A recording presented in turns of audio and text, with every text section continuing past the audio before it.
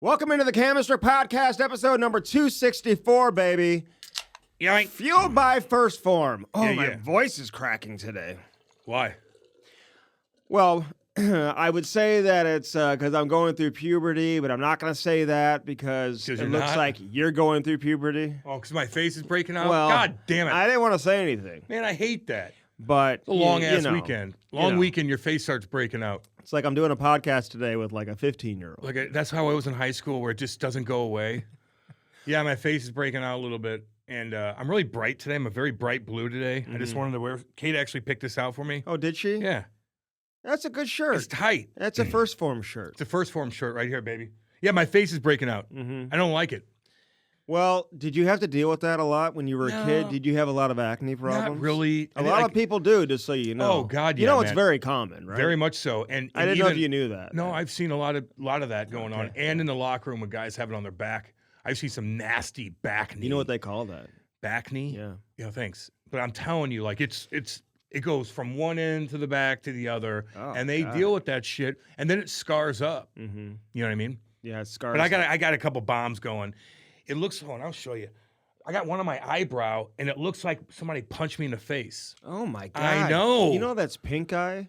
Do you know how No, people get pink eye? By the way, I'm putting these back on. God you know damn. what pink eye's from? My God, I'm hideous. What? You know what causes pink eye? I don't get pink eye. No, but do you know what causes it? no, what? Because I was talking to somebody the other day who had it. He's like a bartender. What is it? Um, Some sort of bacteria. fecal matter. Oh yeah, I heard that. Yeah, I That's remember how you get it. pink eye. If somebody has pink eye around, you're like, God damn, Oh my God. where's your face? Very contagious. Where's your face been? You know, boy? there was that video going around that was circulating about that.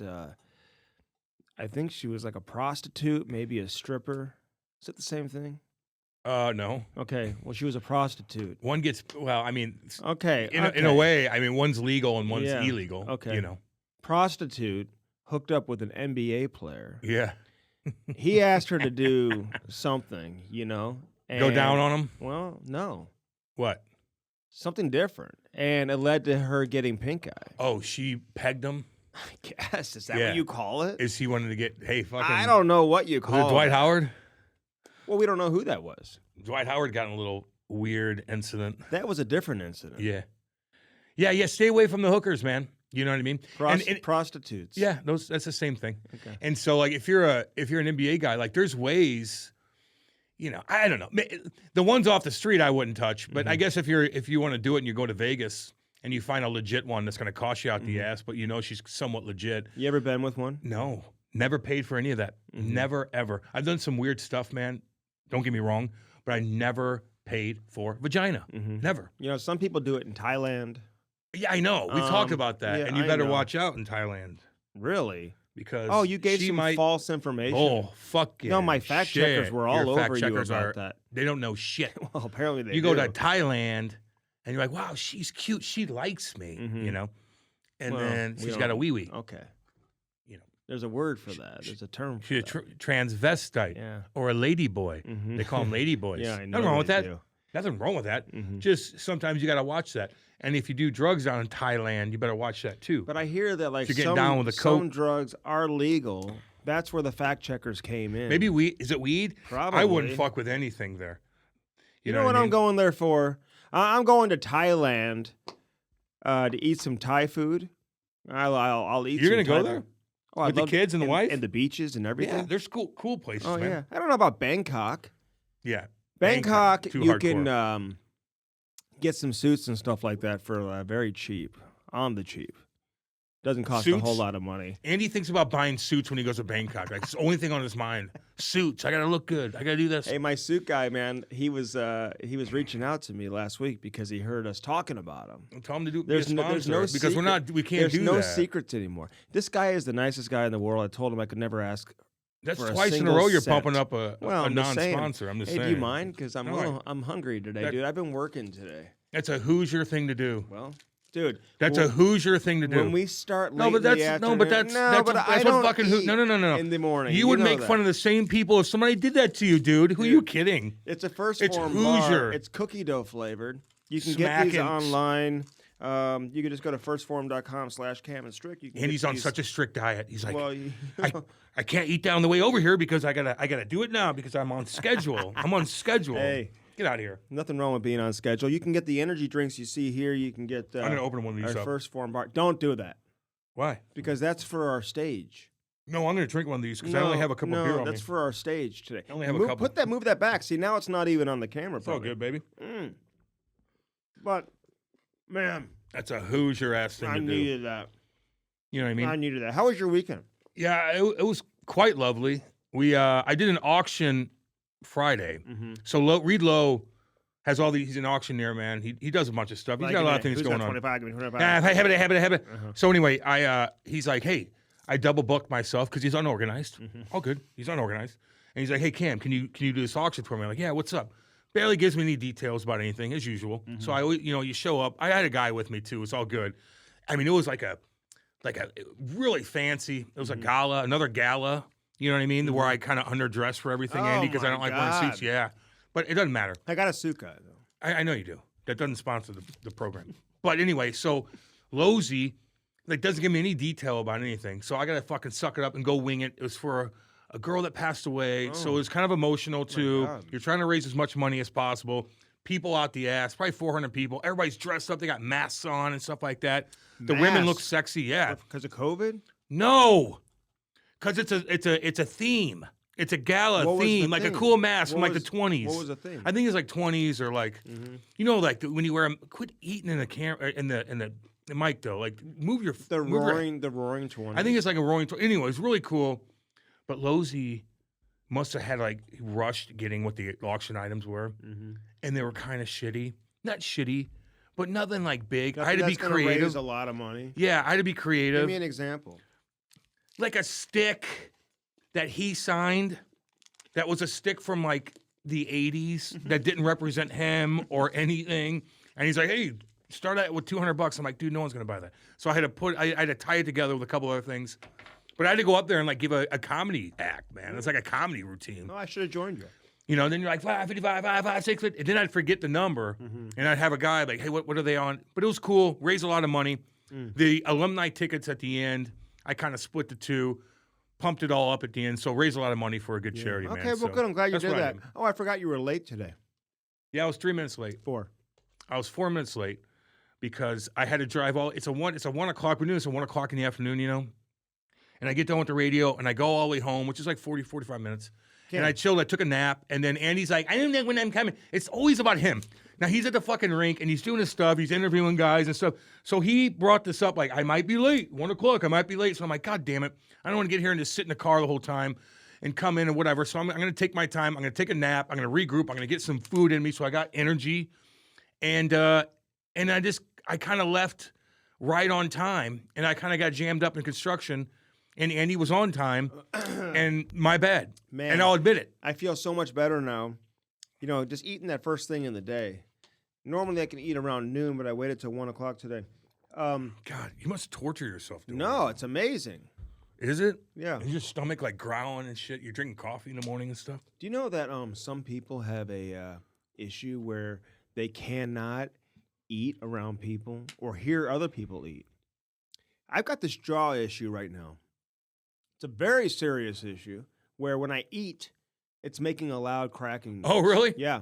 And then you just did it on the mic so too. then a lot of it's people they're going to tell me what it sounds like and how bad it is. Maybe no someone's one going wants to to hear anybody diagnose eat me. though, dude. Okay, Seriously, so on listen. that. I know you're doing some it for people the go first to one. dinner and they can't eat around other people. I'm that guy. And they can't eat around, even their spouse, for example. They can't eat. Well, around. that's a problem. I I mean, whatever. I could eat in front I'm of my just wife. saying. I don't like to go.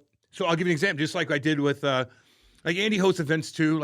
We get invited to do all kinds of stuff like that, where you're put on a spot, you're on the stage, there's people watching, you better entertain them, and there's always a dinner involved, and I'm drinking. I had Kate drive all the way out there, drop me off, so I could get my mind right, get comfortable. Good thing I knew a couple cats. She dropped you off. Yeah, she drove out there, dropped me off. What do you mean? Then she went Christmas shopping. She didn't need to go in there and dress up. I just dress normal, dude. Doesn't matter if I don't. But for Kate to go in there and she dresses down, it's just uncomfortable for her. So she dropped me off and she left, and then I had to like get my mind right before I go up there. But anyway, like when you do that kind of stuff, man, like, for one, it wears you out. It truly does. But for two, like you really got to be creative. Like I'm sweating my ass off up there. You know what I mean? And there's money involved. Then you got to know, like, well, that's why you should bring me with you. But you're so cheap. I forgot what I was going to say because split the money. You wouldn't want to split the money. I don't need you up there though. Well, maybe I don't really need you up there. Just to entertain a little bit. Yeah, we could do stuff like that. Like I like doing that kind of stuff. I do. But I didn't need you there. Oh. There's other things I'm going to need you for sure. Yeah, okay. But that's I don't mind doing that kind of stuff. Auctioneer. Habit 5, 55, 5, 5, 6, 30. Boom, boom, boom, boom, boom. You gotta really bring the energy. I do. Oh, my jaw. I'm just dealing with this jaw issue today. There's always something with you. Something. Well, fragile. I got attacked by a spider. No, that's a heater on your neck. No, it's not. It's a spider. Like I'm gonna take these guys. Oh my God! Look at you. Oh God, Cam. Cam. Oh God, Cam's my 8th grade buddy. Like I got okay. like on my look. It looks like I got like punched in the face here. I think my dog scratched me or something. Oh. But then Andy's got this monster. Look, get that camera. Show him real quick. Oh, it's barking at me, dude. Get that damn thing, man. It's a spider bite, like a recluse. No, it's not. No, if that was no. No, it was a poisonous spider, dude. That is a lie, man. If that spider would have got you, dude, you'd be in the hospital right now, especially right in the neck. How many times you get eaten by bugs when you're sleeping? Like there's a stat out there for how many times you can get bit by bugs. Bitten by insects, dude. They gnaw at you all night long. Yeah, I mean, if you're running around the backyard and you don't have shoes on, you don't wipe off all the chiggers, man. Yeah, they're gonna get you. It's not that big of a deal. Like it's not. No, dude. When I was living back out in the woods, I'd go upstairs. My window would be open. I'd have the screen out for some stupid reason. I'd take my bed sheets out, like whoosh, monster wolf spider right there, just like wolf spider. Yes, What's dude. That? Just a big, it's not poisonous. It's a big spider. It might be what got me. They'll be on the wall. Like if you have a cabin and you look, you're like, what the fuck is that? And it's huge. It's like the size of my hand, dude. Oh my God. Yeah, it looks gigantic, but it's not going to hurt you. They actually kill other spiders like brown recluses and flies and stuff like that. But they're hideous. And then you'll see one with the babies on its back. Like, fuck. Like put something over it. Then you want to spray it with like with what? With like Raid or something. Oh my God! Make sure all the babies. I don't like to be around when that stuff the babies are like this, sprayed, and just go underneath everything. And now you got wolf spiders everywhere. Wow. Really? Well, you live in Ladue. Well, so we got a lot of stuff going on out there. Not really. No, there's some scary things that are happening. Some very scary things. Do you know there was a carjacking in Ladue not too long ago? Dude. There was a carjacking. You know what happened the other day down in St. Louis? St. Louis, fuck, hardcore as shit.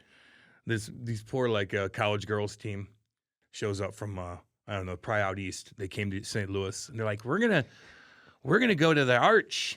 That's happened several times. Yeah, it just happened this weekend. We're gonna go to the Arch and take pictures. I'm like, oh, okay.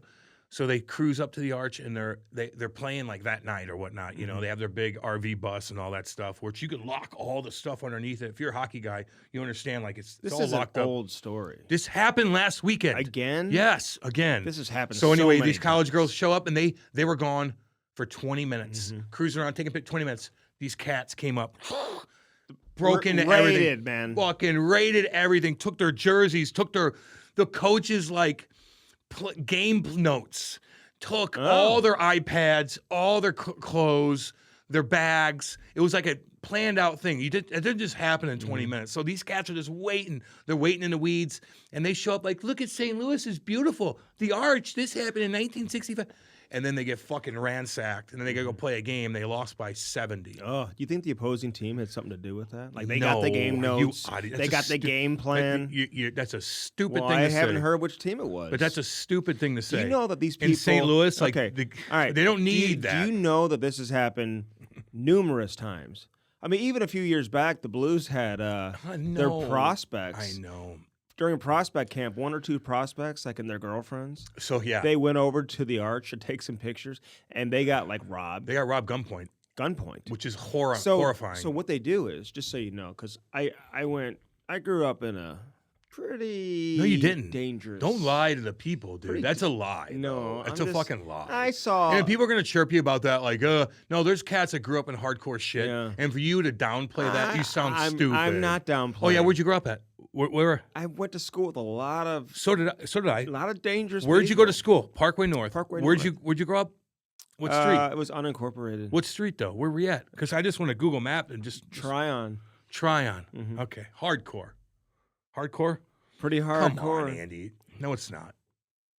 Saw some crazy stuff. You might have seen some stuff. We all see shit, but like, okay, don't act like you're a fucking gangster. Okay, dude. well, come okay, on. well, with all the people we went to, come on. We Can I tell you how it goes down though? Because I know it's like how being it in goes. Saskatchewan hood. Well, hey, the new coach for the Oilers from Saskatchewan. Oh yeah, he'll probably bring that hood mentality. Probably not, to the because he's Oilers. probably a farmer. Hey, listen though. Here's what, just so you know, because this is how it goes down. What they do is, Cam, they watch for these big buses to show up. Yeah, I know. They hide in the weeds, and then once they walk away, boom, that's when they jump on the bus. Now, typically, the bus driver will stay on the bus. I know. So where was he at? You just wonder. Yeah, I know. Are they in on it? You know? No, they weren't. Okay, that's well, straight up fucking gangsters, man. Well, what do they do to the guy? Probably had him at gunpoint. Oh, to get my the fuck God. out of here. Have you ever been in a situation where somebody pulled a gun? Oh, yeah, you have been. Yeah, dude. I know of one for sure. Yeah. But you've never told that story. Yeah, I was downtown St. Louis, man. When I needed to get something, I've seen some hardcore guys going into these, and everybody's like, these fucking the kingpin drug dealers in St. Louis, they probably live in a mansion. No, they don't. They live in a fucking piece of shithole. Who are you talking about? The kingpin drug dealers. Who's the kingpins? Like, what do you mean? The guys that get the coke from Chicago, where it goes up to Chicago and they get all the fucking kilos, and they distribute it out. The big boy that cuts it up, he'll get it fresh, he'll get it 100%, and then he cuts it and steps on it and then sells it out. Steps on it? Yeah, he steps on it. Puts fucking baking soda in there. You're lucky if he puts baking soda in there. Why? Huh? It makes it way more? Yeah, you get more money out of it. Fake. So say if you, you still get high from it, dude. Listen, Coke is usually like 50% Coke, 50% something else. The good shit's 70%, like really good. So if you step on it, it just makes more of it. What's the other 30%? Fucking dog shit. Baking powder to ephedrine to aspirin to whatever. Okay. You know what I mean? Whatever they can chop in now, it's fentanyl, which kills. So no one sells like 100%? Hell no. No, you step on it to fucking double your price. Duh. Yeah, okay. Yeah, and you could do that. You could. It's like back in the day, people would like sell weed, but it was like oregano. You or can't something really do in that. there. You don't really do that. Somebody would do that. Yeah, back maybe in in the high day. school or Yeah. something like that. But once you get you're you're buying weed. Oregano or parsley or back something. in the early '90s and railroad track Mexican weed. Yeah, and it'd all be seeds and stems. But yeah, man, that's what they do. But anyway, people think the big guy who's got all this cash is living in a fantasy life. No, he's in a fucking dump, living in a mattress with 50 guns and a bunch of fucking and $100K in cash. 100K in cash, but you can only do so much with that. Right, you know what I mean? He can't typically go buy a house. No, and I stuff know. like that with all that cash. I know. Now they can get nice cars and stuff like that. Yeah, exactly. You can could buy buy a it. car with cash. You could do stuff Is like that that. bad to buy a car with cash? I don't know. I don't know. You know, I guess you don't have a payment. It depends on what kind of, there's only certain cars you can buy. It's got to be a used car. I don't think you still got to have paperwork and stuff like that. I don't know, man. The thing is, my point is, like, it's a fake life. Drug dealing, dude, you're going to make that money right off the bat. Fuck, if you're going to do it in high school, like, you're making money. Especially if you live downtown in St. Louis, like Hardcoreville, like, you're keeping up. The girls in high school want to hang out with you because you got cat. You're gangster. You're fucking rapping. You're doing this. Yeah. You got fucking loads of cash. The guy that wants to do it right and goes to Subway, he's not. The girls don't want to hang out with him. You know, he's not making as much money. No, he's doing they the right wanna thing. hang out with a drug dealer. Fuck yeah, they're driving that Bentley they paid for that somebody had to get rid of. I don't know about the Bentley, but something nice, yeah. Or whatever, right? I mean, there's still like Cam's whatever. like, oh, my drug dealer has a Rolls Royce. Yeah, and you live in it. You have a Rolls Royce, and you have the shittiest apartment with 15 swinging dicks in there. I'll tell my life story one day. I'll tell my life story one day. Anyway, there's a lot of hockey stuff going on. We don't even go too far. No, but down. I'll tell my life story one day. Yeah, we'll be all interested in that. A lot dude. of different things that have happened over the years. I bet. Jay Woodcroft, Woody, is now He's a free agent. He's available. Anybody looking for a coach? Jay Woodcroft is now available. Now, I think everyone anticipated this would happen after they lost to San Jose. And again, like we said last week, at some point in time, you just have to do it. Like, what are you waiting for? You know you're going to move on from the coach, so there's no point in just waiting, especially when you still have a decent chunk of the season that you could potentially salvage. And I think Edmonton's got bigger issues than people realize, though. I got to be honest with you. I think there's larger issues. I don't know if McDavid's 100%. In the past, McDavid, Draisaitl, they'd combine for like 5 points together a night and just cover up all their other mistakes. Their defense is terrible. Goaltending's terrible. Would you ever pay a goaltender? Like, you think it's necessary to pay a goaltender or to have a high-priced goaltender? Now, listen. Let me just preface it by saying the goalies that are making money typically deserve the money that they're making. Whether it's Vasilevsky, Bobrovsky obviously won a couple of Vezinas. He did take the Panthers to the Stanley Cup final last year. He's pretty dang good. Jordan Binnington wins a Stanley Cup. He's making some money. You look at Connor Hellebuck, he's making money. And really obviously he's been a good goaltender for a long time. But, I look at Bennington coming up. No one even really knew who he was. And he wins a Stanley Cup. No one knew very few people knew much about Adin Hill last year with Vegas. You look at Edmonton going out and spending money on a goaltender that I think a lot of people probably knew that Jack Campbell was overrated. He played in Toronto, won some games, had a good team in front of him. Nobody thought he was a $5 million a year goaltender. Now he's stuck in the minors. If you're running a team, do you feel like you have to pay a goalie $6, $7, $8, $9, $10 million a year to compete? It depends on who it is. I mean, I would go after Hellebuck. If Hellebuck wanted to get out of Winnipeg, he could have gone anywhere. I would go after him and put him on my payroll. He must really like it there. He's damn good. I know.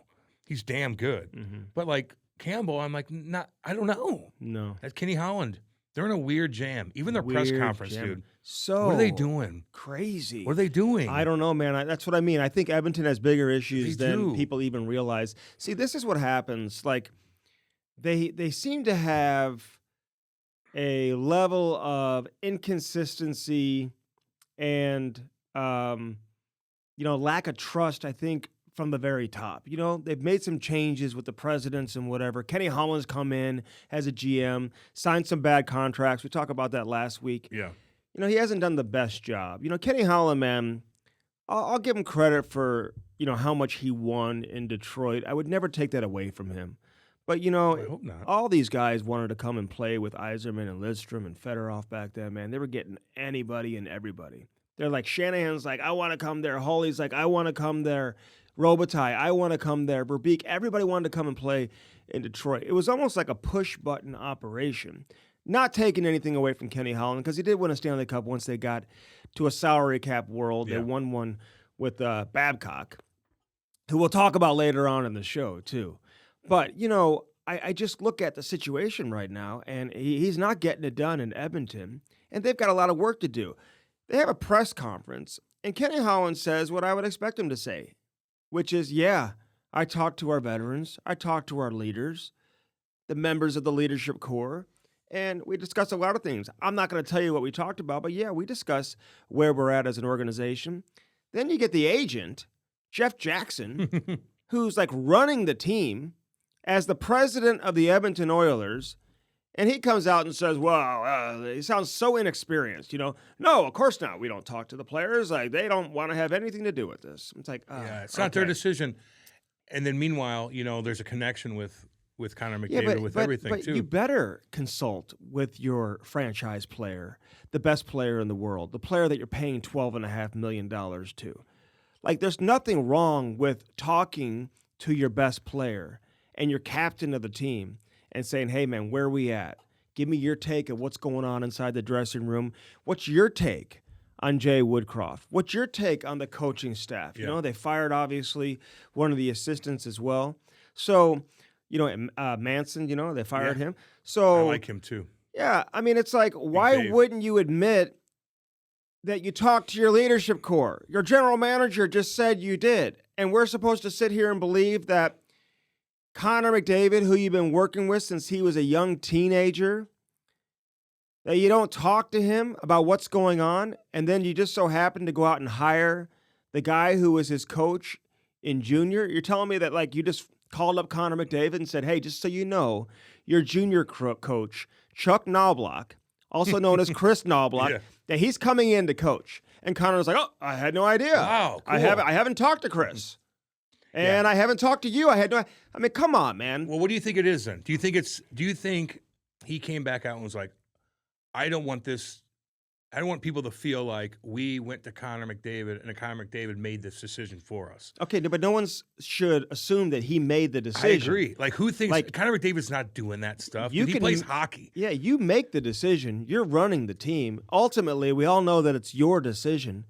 But of course you're going to consult with your franchise player and the greatest player on the planet, who's your captain, who you're paying $12.5 million, who you want to desperately keep in an Edmonton Oilers uniform beyond the next couple of years. And same with Leon Draisaitl, man. Like, you should talk with those guys. That's why you have your leaders.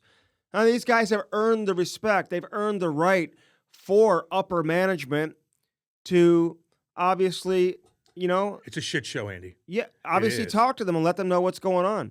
What's the word I'm looking for when you let them know what? Be transparent. Yeah. Okay. Yeah, there's no surprises with Leon Draisaitl and Connor McDavid. And it's not like terrible press conference. It was god awful, and it's not like Connor McDavid's like he's that kind of guy. And we've seen guys in maybe not just hockey, but in basketball and whatnot, big major sports where they are in control. They want to hear about what they want to have an opinion on things. They're in the office talking about schemes and this and trades. I don't think he's doing that. If you listen to anybody, man, what he does, he plays hockey. He does his shit. He wants to hear what's going on, but he's not that kind of guy to be like, hey, this is what we need. And I feel like they both were on different pages where like, no, I did talk to Connor McDavid. I think he probably does it more than you realize. I'm not saying he's LeBron James, okay? Yeah. And I'm not saying but you're telling me like if this was Peyton Manning or Tom Brady or one of those guys and they were making a coaching change, that they wouldn't at least be aware of what's going on. I'm saying aware, but not like, there's this difference, man. I think he's pretty easy to deal with when it comes to that stuff. Did Jeff Jackson from the Oilers just say, hey, we got to make a change. We're going to hire the head coach of Hartford. Yeah. We're going to go out. Never coach a game. We're going to go out and get the guy who's the head coach of Hartford. Now, I do respect the fact that they're not going down the recycled road. And, we see that happen all the time. It's a fresh face. I'm not going to sit here and judge Chris Knobloch. He may be the greatest coach ever. We'll find out. Sometimes that happens. But we've seen you it better firsthand. make sure you made the right decision. But listen, this was Connor McDavid's coach. They have history together. Yeah. And that's not just coincidence. Obviously, there's a history there. There's a level of comfort between Connor McDavid and the coach that's coming in. And it is what it is, man. Sometimes you don't have to hide from it. Don't just go completely the opposite of what your general manager is saying, especially when it's Kenny Holland, man. You don't need to throw Kenny Holland under the bus. If you want to throw him under the bus, then you should fire him too. Fire him. And another thing is too, Paul Coffey too, as assistant coach. Head coaches, they run the show. They got the office. They make the decisions. Ultimately, they make the last decision. What's going on? Does Paul Coffey want to be a head coach? Does he want to listen to a guy that's What would make Paul Coffey want to? Because he's an assistant coach. Jump on board as because an why assistant would you want to be an coach? assistant coach? I don't know. And not be a head coach. I don't know. They're like, Paul, seriously, Paul, we need you. Paul, can you join the staff is he ready as yet an too? assistant coach? I don't know. Is he all in? Well, if you're an assistant coach, you're doing everything but being a head coach. You're in every goddamn. The only thing you're not doing is you don't have the last say. And as a guy like that, you don't want the last say. Like Craig Berube runs a show in the locker room. Like he has everybody. He does, but he's also Craig Berube is one of the best that I've ever seen at delegating. Yeah. And giving other guys responsibility, trusting his assistant coaches, having great rapport and great relationship with his assistant coaches. I hear so that. I don't know what the history is with Chris Knobloch and Paul Coffey. And, obviously you're bringing on a guy who's a little bit younger, who's never been a head coach in the NHL. Typically, you'd want to pair him with somebody that has a lot of history and a resume of coaching a lot of games in the NHL. Coaching. And say, hey, this guy's going to help us along. He's going to be able to help something. But they're bringing on a guy who obviously was a great player. Listen, we've all learned over the years, man. I don't care how great you were. I don't care how many Stanley Cups you won. I don't care how many Norris trophies you won.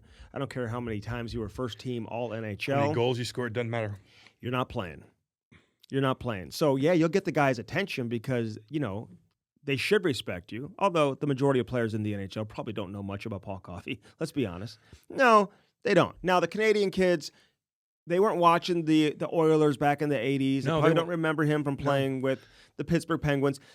All they have to do is Google him, and they should know right off the bat this is one of the greatest players in the history of the game, and he should come in right off the bat and have instant credibility, instant respect. I say if you're an NHLer, you know who Paul Coffey is. Well, but I say if you're in Ty's locker room with the kids, they don't know who the fuck Paul Coffey is. But if you're in the NHL and you traveled everywhere and you're listening to different things, you I'm going to tell you why you're wrong. Okay. Because coaching midget players the last 20 years, I would say to these guys all the time, Cam, I would always tell players, hey, do you know who Peter Forsberg is? They'd be like, no. Yoink. I'm like, really? You don't know who Peter Forsberg is? And I would say, next practice, you need to come over and tell me who Peter Forsberg is. And they would have to go almost do a report. How nice is that? They wouldn't have to write something up, but Google him, go to YouTube, watch some highlights, and tell me who this guy is. Because I do think it's important that players know the history and past players. And in the 90s, you're damn right. So not everybody go back and know who Boom Boom Jeffrion was back, no. Leon Draisaitl growing up in Germany probably didn't watch a whole lot of Paul Coffey, man. But you know what? I'm not saying this is not meant to chirp Paul Coffey. This guy should have instant credibility. He's one of the greatest players ever. And they'll know that right off the bat if they don't. But just by being a great player is not going to fix their issues defensively, is all I'm trying to say. I got a lot of people saying, Cam, that, they changed their defensive system. But you talk to hockey people, super intelligent hockey people, and they tell you, they're probably playing the system that they should be playing. And it also happens to be the system that a lot of the top teams in the league play, including the Boston Bruins and a number of other teams that use this system. St. Louis uses this system. May not be the best. What's the system? A zone system where they play in quadrants. Man, they're letting 3-on-1s going by like it's Skittles. But you know what? To play a man-to-man, not to get all crazy here, you probably need to have some serious depth on your roster. At least more depth than what the Edmonton Oilers have. It wears you out. Because, and then you're asking your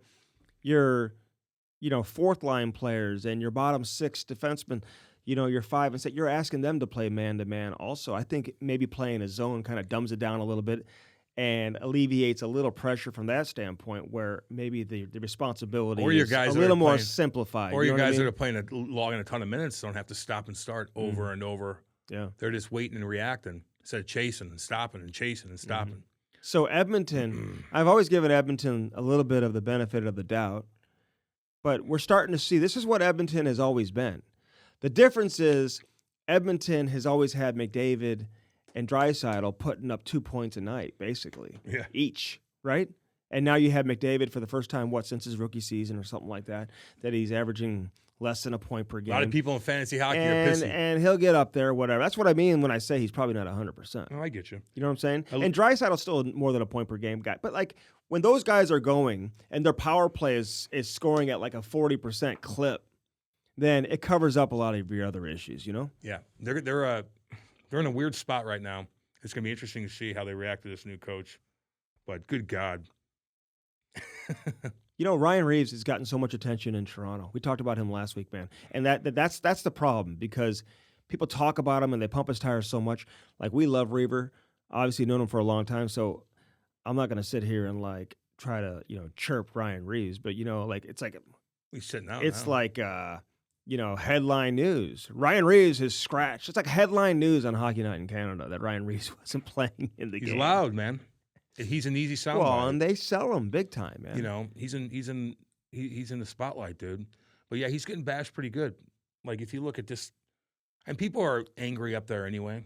Although their guys are they're angry Nylander's for a reason. He's taking the subway in.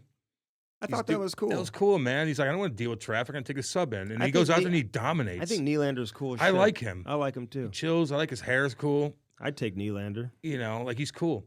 Connor Bedard's dominating. God, is he fun to watch, man? I'm sorry. Then he has like the mom strip, and he's fuck, is he cut up? My God. Yeah, hold on. You He's won't standing. stop talking about that. We didn't even have anything. It's our first podcast. Well, we talked about that a couple times on the radio. What's that matter? They gave him the I'm talking. the end of the game Can't I talk? award or whatever, right? Why you pray? Why you? So go ahead. I'm just saying. He goes out there. He's making plays. Like he's not even having like. There's no help. Like his goals are all him, breaking plays up, going after defensemen, picking their pocket, going top shelf. Like my God, the mom strips out there. He's in the locker room. Gets a little thing over. They show him. He's built like a man. He's 18, dude. Like, he's built like a man. Like, he's fucking cut the fuck up. He's, like, looking like, the moms are going to be proud. I'm like, oh, yeah, dude. And all the memes start happening. This kid, he's fun, man. I know he's -4, but he's scoring goals. He's doing -4, who cares? I know. I'm just saying, that's just like they're not winning games, no. you know? And they're not good. He's not going to, I don't think. But they are kind of winning games. I don't think everyone. They're winning a little bit. A little bit, but I don't think anyone came into the league being like, well, Connor's going to be a plus player. I didn't say that either. Like, no one cares about his plus minus. This guy's scoring goals. That's the only thing. That's the only goals, negative thing about him. He did get rocked the other day. Oh. Fuck, he got hit from behind. Was it Kulikov?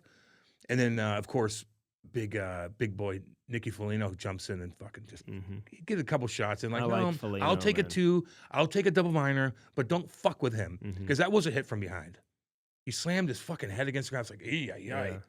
And then Matthew Tkachuk comes in. And everybody's like chirping Matty, why are you picking on Connor Bedard? Like, no, dude, Matty, go in there. And that's exactly what you do. You know what, man? I remember. It's exactly what you do. When guys like Rick Nash came into the league and how Chris Pronger would just abuse him for the entire game. You know what I'm saying? Any big-time 18-year-old who is a high pick, Nash being first overall, I think, right? And then you've got, Bedard obviously being first overall. Like, that's what the alphas do in the NHL. Yeah. And I used to see, Blues players torment, Kane and Taves, too, when they would come in as young players. You know what I mean? Like, it's just kind of like what you do to a guy like Connor Bedard. He got up.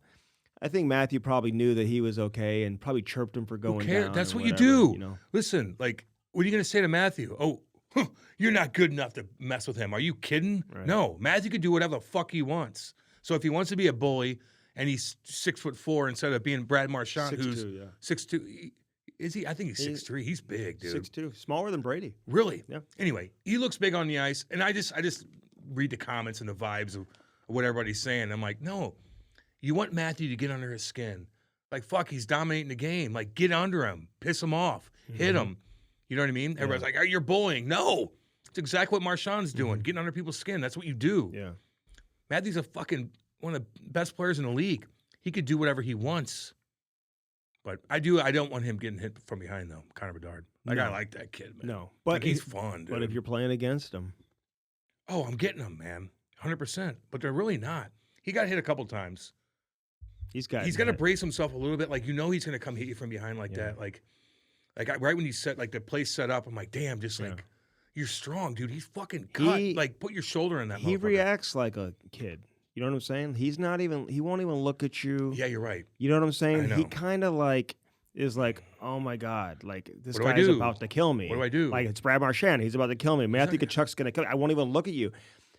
How should he be handling himself in this situation? Andy, don't, especially from fucking Marchand. Oh, he's like, get out of my way. Protect yourself. Like, get out fucking, like, warn the guy. Like, I'm going to start protecting him around the ankle? No, just like, don't fuck with me. Just like you got. Because he's really going to get picked on, Andy. I'm not going to lie to you. They smell the blood, dude. Yeah. Nicky Foligno's only going to be out there so much, okay? Corey Perry's only going to be out there so much. Like, you're going to have to stick up for yourself. Whether that means what Oshie does, or he will put your shoulder into your soul and put you downtown Chinatown. Reverse hits. Reverse hit. Like, there's ways to do it. When guys come at you after a scrum, like, get your stick up. Get away from me. You have to protect yourself because they're going to pick on you, man. They're going to try to get you. And Nick's not always going to be there. And I don't want him getting hurt because some guy knows that he's not going to goddamn do anything, and they're going to take advantage of it. Find a way to start bracing yourself with these hits. He's not getting hit that much, but he has the puck a lot. Put your shoulder down on somebody, and that's all it takes. And that will go around everywhere. Everybody will see that, and they'll be like, okay, maybe he will fucking break my goddamn stern. I'm like, Oshie used to do. Yeah. But I'll watch... like I did to you in the alumni skate. Did you? That was a dirty hit. I'm Dude, sorry. my head, honestly, I've never been the same. I didn't mean to do I that. haven't been able to hear out of my It was a left bad analogy. ear. I didn't even. No, I haven't been able to hear out of my left ear. No, I the didn't same mean to do since that. then. I'm sorry about that, actually. God, I didn't even. Why did I bring that up? why would you do that? I'm sorry. It was a bad moment for me. Zadorov has asked for a trade. People act like the way everyone reacted, you'd think like Cale Makar asked for a trade. Fuck that. I like him. Who's Zadorov? Fuck yeah. I do too. Give a shit. How much is he making? 4 or 5? Yeah, I think we looked that up a couple of shows ago. I like him. Oh, he's a hitter. Yeah, Yeah. okay. You could put him wherever you need to put him. Does it bother you that here we are 10, 15 games into the season, everyone's played somewhere in that range, that the agent is putting that out right now? Get out of there. Just get out? Does it need to be front and center? Do you know how many? I don't know. Let me tell you this, Cam. I don't know. And I've Andy. talked to GMs about this. Do you know how many players ask for trades? A lot. All the time. Uh-huh. He ain't the only one I remember. right now. He ain't the only one. Oh, did you play in the? Yeah, I played a couple years. Like you act like I'm like Andy talks to me like I'm a parent of a 7-year-old that works construction, and he's like coaching a team, and I'm asking him questions. That's how he treats me. Yeah, but I pump your tires when I. When? Oh, I've done it at a When? couple of events. Remember when I? The only time you did I've taught- is when it really mattered. And I'll be honest, because Andy doesn't throw compliments out. I hope you do to your wife. That's not true. I hope you do to your kids, because Yeah. you don't do it to anybody else, and that's fine. But the one time Andy did stick up for me was back when I was in a big time jam, and he stuck up for me, and he was the only one that did it. And I always remember that. Mm-hmm.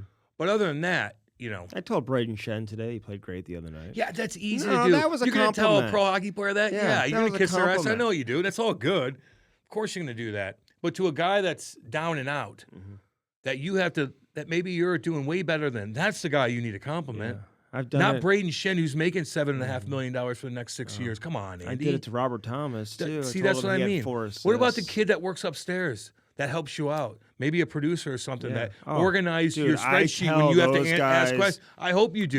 Those are the guys. I've got the producer I had today. He's the best producer in the game, man. I'm just telling you, He the does- kids that are He that does a aren't on your level. fantastic job. Those are the guys you need to pump up. Dude, I do. And I hope tell my so. wife, I give her compliments. Yeah, Actually, okay, I bet you I did. told her she looked hot today. actually. Yeah, I But she know. was headed to a She- funeral. It's kind of sad. and Okay. everything. But I did tell her she looked hot. Not even And- like that's easy too. And my kids, you know, if they play well, I tell them. But when they don't play well, I tell them that. it's too. easy for you to pump your kids up too. I'm talking. Well, give me about- another example. No, I'm talking about the producers and stuff like I that. tell them, yeah. That you know, Yeah. you wouldn't say hi to in the you know the hallway. Those are the guys. Oh, you I'm not pump. like that. I'm dude. just maybe some guys don't. Those are the guys you need to pump up. I talk to everybody. I'm Kidding just saying. me? I do, honestly. Like, don't make it out to be like that. I'm just Because, asking. like, you're asking, I know you do, but don't. I know you You're do. kind of making Not a everybody. statement. Not but everybody I- does. Not yeah. everybody does. And I that's was what I'm saying. I was the guy in like high school that would like be nice to everybody. Yeah, Andy. Okay. Of course you were. Like, you know, yeah, that's easy for you. If you were 6'4" and you're the quarterback and you got all the girls, then are you nice to everybody? Are you nice to I the used kid to- that's a loser over there? Yeah. Probably not. Oh, I am. Oh, I was not a bully, man. No, I know you're not. But you weren't the fucking high school I was- quarterback. Like those are the No, guys I'm talking about. cornerback. No, I was No, I'm just cornerback. saying, No, like I you was weren't cornerback. like it is what it is. 3 interceptions and a Though- 2-point That's when you know you're conversion. all y'all out there. When your kid's on top of the world and he's an awesome hockey player or he's an awesome football player and he's living a life. How is he to the guy that he doesn't hang out with when they walk past? That's how you judge him. You don't think I'm being serious, but I am being serious. It's all good. You're not gonna give your boy Hitchy a shout out? I am going to give though? I was Hitchy a gonna shot. I've say, been texting shit. with him. I wish him the best of luck. Now, this is going to come out on Tuesday, so his speech is going to come out tonight. Tonight, yeah. But Tuesday is not tonight. This is actually Monday. But Monday. well deserved, man. One of the best. Why did somebody say on Twitter? I pumped his tires on Twitter, saying Yeah. like one of the like smartest. Because Hitch taught me a ton. He's you know, awesome. every head coach that I've covered, I've always had a great relationship with. And I've always gotten to know him very well. Joel Quimble used to let me come in and like watch video and shit. Andy Murray used to bring me in. He'd bring coaches in. And they'd have like clinics or like somebody would present power play or PK or something. And he would like invite me in to come like watch and like ask questions and whatever. And Davis Payne came over when he got fired, and I gave him a gift card to a restaurant one time, to Paul Mano's restaurant when Davis Payne got fired. I gave him a gift card. Ken Hitchcock and I became very tight. He took my wife and I out to dinner the night before he moved to Dallas because he had taken the Dallas Stars job. He told me he was taking that Dallas Stars job for like 3 weeks, and I couldn't report it. One of the hardest things ever. The second job. The second time. You don't confuse people. And I couldn't report it. So there was always a level of trust, man. I always had a lot of respect for Ken Hitchcock, man. He'd always pick up his phone. If I had questions, tactical questions, systematic questions, hockey questions, this guy was so patient, always willing to break it down. And he is truly, will always go down as one of the greatest coaches ever. And, certainly, fourth and wins, baby. Certainly deserving of this honor, man, to go into the Hockey Hall of Fame. And he loves history, which I just love that. A lot of hockey coaches love history. Reenactments. Yeah, Civil War reenactments. Big on that. Like I look at that like I love that. That's totally cool, man. Mm-hmm. I like people that are obsessed with one thing, but they also know what's going on with the country and the world and the history of war and whatnot. Would you put on a costume and like? Oh, I'd go to one of those. Hell yeah. You know what I want to do? I told you I want to get a metal detector. I follow these guys, metal detectors, and they go to these Civil War, these old plantations and whatnot, or like the side of the Mississippi River in St. Louis, and they take metal detectors and they go, ying, ying, ying, ying, ying, ying, ying, and they'll find bullets from the Civil War, little pinnets, trinkets, this, that, and the other. Really? I love that stuff, man. I do. Yeah. Big time. I used to have one of those back in the day. I used to go on the beach and stuff like that and like look for things. Yeah. I mean, I don't want to do that, but if there was like a place like this tiny island somewhere that's hard to get to or whatnot, and there's all kinds of shipwrecks from back in the 1700s with all the pirates, like I'd go down there and I'm like, fuck. Is a pirate a real thing? What? Pirates. Like they had the patch and like the patch is over exaggerated. The long hair. Patches, but Blackbeard had, like, if you read the history of Blackbeard, who's one of the most famous pirates ever, like he did all the intimidation factor. Would they have a hook on their hand? No, that's more Peter Pan. Because that's the pirate I've seen. Andy doesn't know much about history and stuff like that, but Blackbeard did do crazy stuff with his beard. I believe he lit his beard on fire at times and stuff like that to intimidate. Blackbeard? But he was nasty, and I think they got caught in a storm and he died. But there's so many shipwrecks, man, down in the Bahamas and stuff like that. But the weather changes, the sea floor changes. There's been earthquakes and hurricanes that just probably toppled over all these ships that it's hard to find. But, man, I'd love to go treasure hunting. There's a couple in California that found, they were walking in a park, and the guy saw something. He found fucking 1,500 Roman coins in a park in California. What's the value? A ton. I don't know how that works. I don't know if you could keep the money. I don't know if it's What do you mean? You can't keep that? If it's on a park, you find something in a park. The kingpin in the hood would have kept that. Yeah, he would have found out how to get the that. Kingpin in the hood ain't gonna last long anyway, homeboy. Just so you know. Do you know that's a fucking fake life. You're gonna get it eventually. I have some very rare coins as well. Actually, I wanted to take those in to get the value to see what is it. I have some very rare coins. Like there's even like my nickels. father-in-law gave them to me. You could find, and if you really look at it, like if you have a shit ton of coins, you could look through and find a penny that's from like 1926 that's worth $100. If you really go through all of them, and everybody has one of those. Not really. From 1926. Or no, there's certain different kind of pennies and stuff like that are worth a ton of money. If you really go through, they got to be clean and stuff like that too. So, but yeah, there's a lot of shit out there. I like to go treasure hunting, man. I like to go exploring. I do. I would. I'd like to see the desert. I'd like to see, different I'd like to go to the Highlands of Scotland, walk around, cruise around. Do you know how dirty money is? Yeah. You know how much Coke's in money? Dollar bills, too? Why do you keep talking about Coke? You've gone back to Coke several times on this show today. Well, because if you said dirty money, if you open a dollar bill, no, like I there's mean like bacteria and Coke stuff like resin. Yeah, because everybody touches it. If you see. go and you dab it, like there's cocaine in bills, like a huge percentage. That's why I brought it up. A huge percentage. Yeah, huge percentage. Like you could dab it and you'll find residue. It's fucking nasty. Really? Yes. Nasty. Pirates. There's still a lot of pirates starting now. They're actually like they'll attack you on the water and stuff like that. Yeah, those are from. Those are like East African, Somalian pirates. But a lot of times these ships now, man, they got fucking They got military on there with just huge 50 cows that'll go like. I didn't see any in Nantucket. I was looking for some pirates in Nantucket. Yeah, I can't believe that tourist I didn't destination see any that you in went to. Tahoe. Yeah, I was looking for Tahoe's pretty some. clean, probably. You know, I was looking for some pirates there. Tahoe's pretty clean, man. Tahoe's about as nice as you can get. Lake Tahoe, about as nice as you get in the U.S. It's pretty damn Lake nice. George, Lake Tahoe, Lake George, beautiful. God. other side of the country. Hey, but speaking of history, upstate New York, baby. Be cool, man. Like some of those houses on Lake George, if you had a shit ton of money, beautiful. Because I like the winter. Yeah, you know what I mean. Have you been up there, like Adirondack? Yeah, man. I played up there. I lived up there. I traveled up there. Yeah, that was Albany. Remember, right? I played hockey, and I was out east for a long time. God damn, dude. I'm a parent on his son's team that works construction. Hey Cam, can you grab the cones? Yeah, fucking and the Andy water had a bottles? question about the power play there. Cam, He's can you like, send fucking get out of here, peasant. Can you send an email out that I'm a practice peasant. has been changed? Have you been out east? Like, yeah, I have, dude. Yep. Played in probably every rink out there.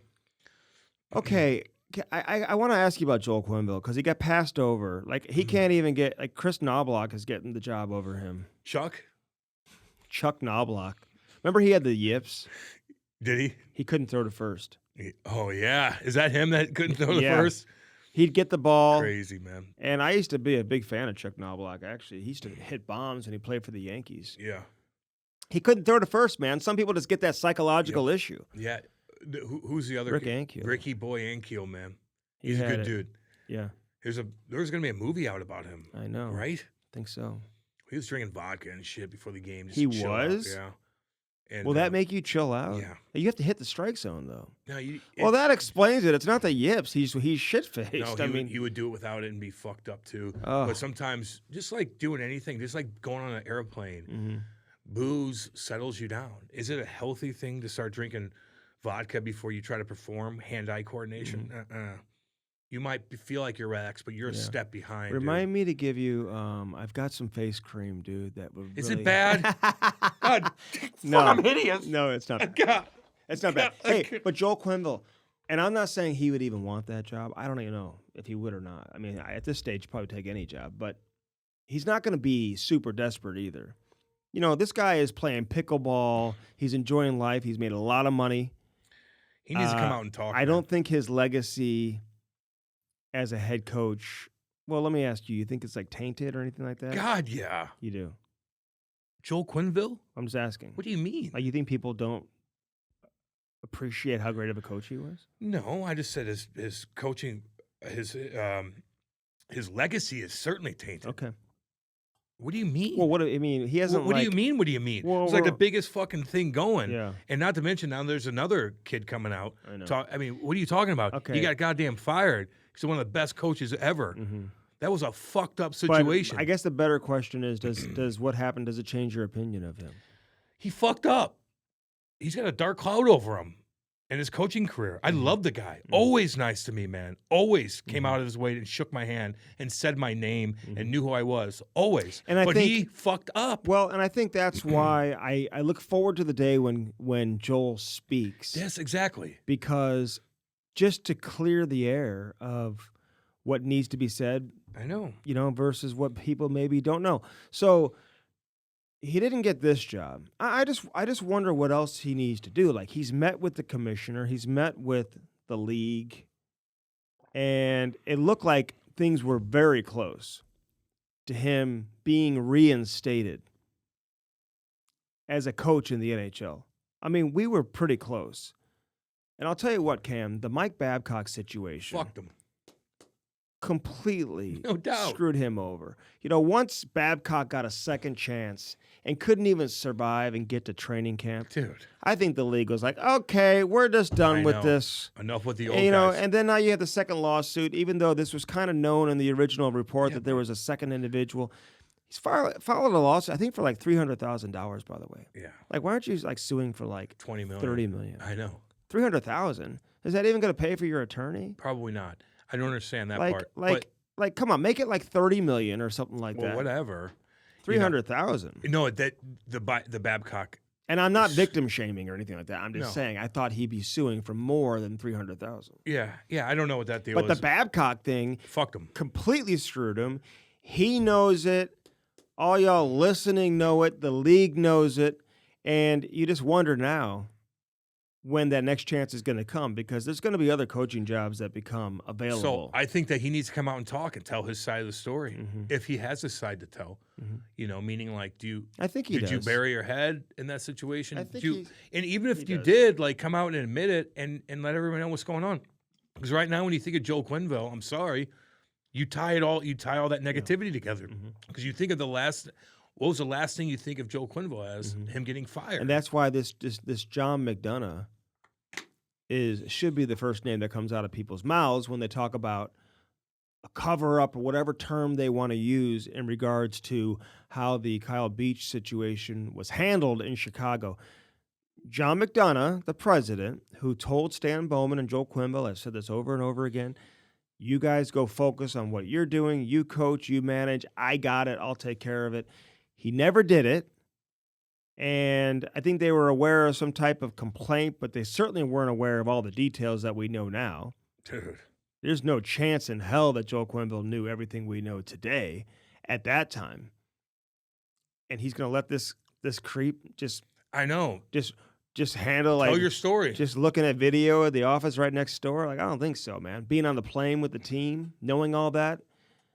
Knowing Joel, he wouldn't want that guy around, man. So they were so close, but this Babcock thing has had more repercussions than people realize.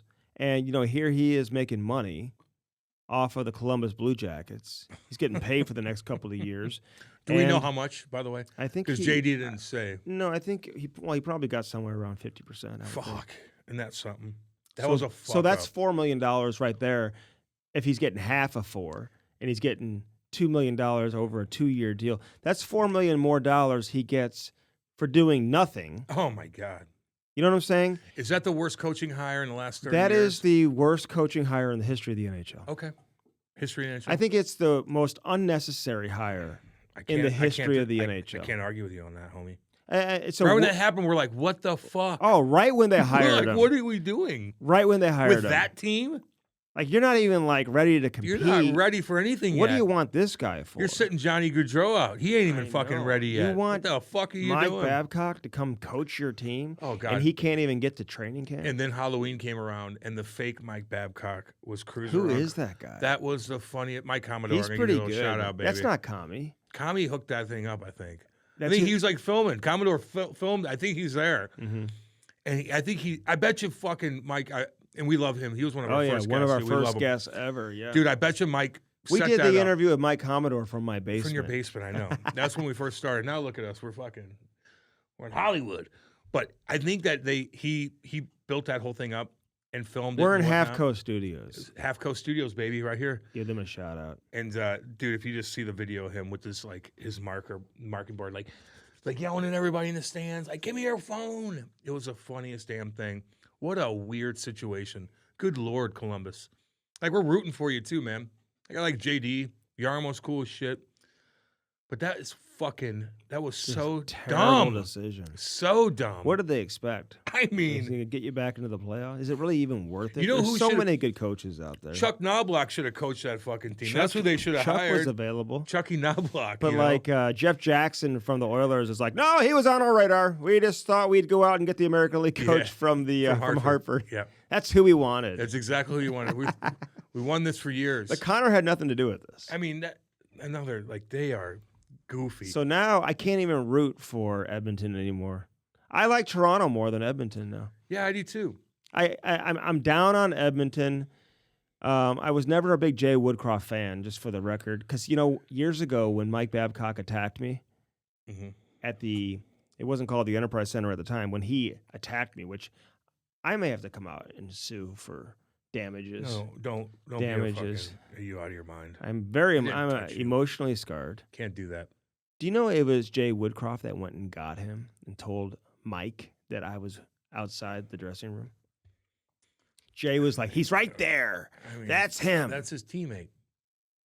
He's sticking up for his teammate. You probably wrote something, and he wanted to know, hey, Jay. Yeah, let me know when you see just him. like a head coach and assistant coach, like what Chuck Knobloch's going to say to Paul Coffey, hey, go get that kid. That's that kind of stuff is what I'm talking about. Okay.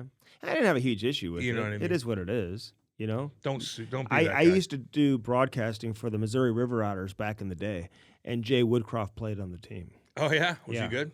Not really. Was he soft?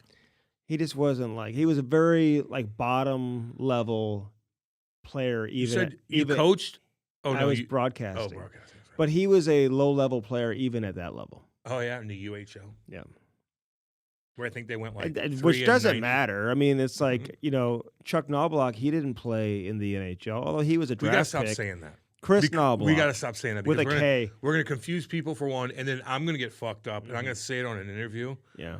Because it'll click in my head. Chris with a K. Chris with a K. He spells it like... they had him on his rate. They were like, this is a guy we want. Mm-hmm. I mean, we've been scouting him in Hartford We for have so had long. our eyes on Chris. How's his record in Hartford? Chris Jenner. That's how he spells it. K-R-I-S. How's his record in Hartford?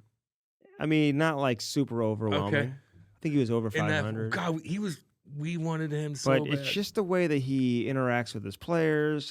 He's got a very interesting system that he has. Oh, yeah. That defensive system. Well, he's got, More of a he's zone. got a great forecheck. He does a combination Listen, of all the systems are the same.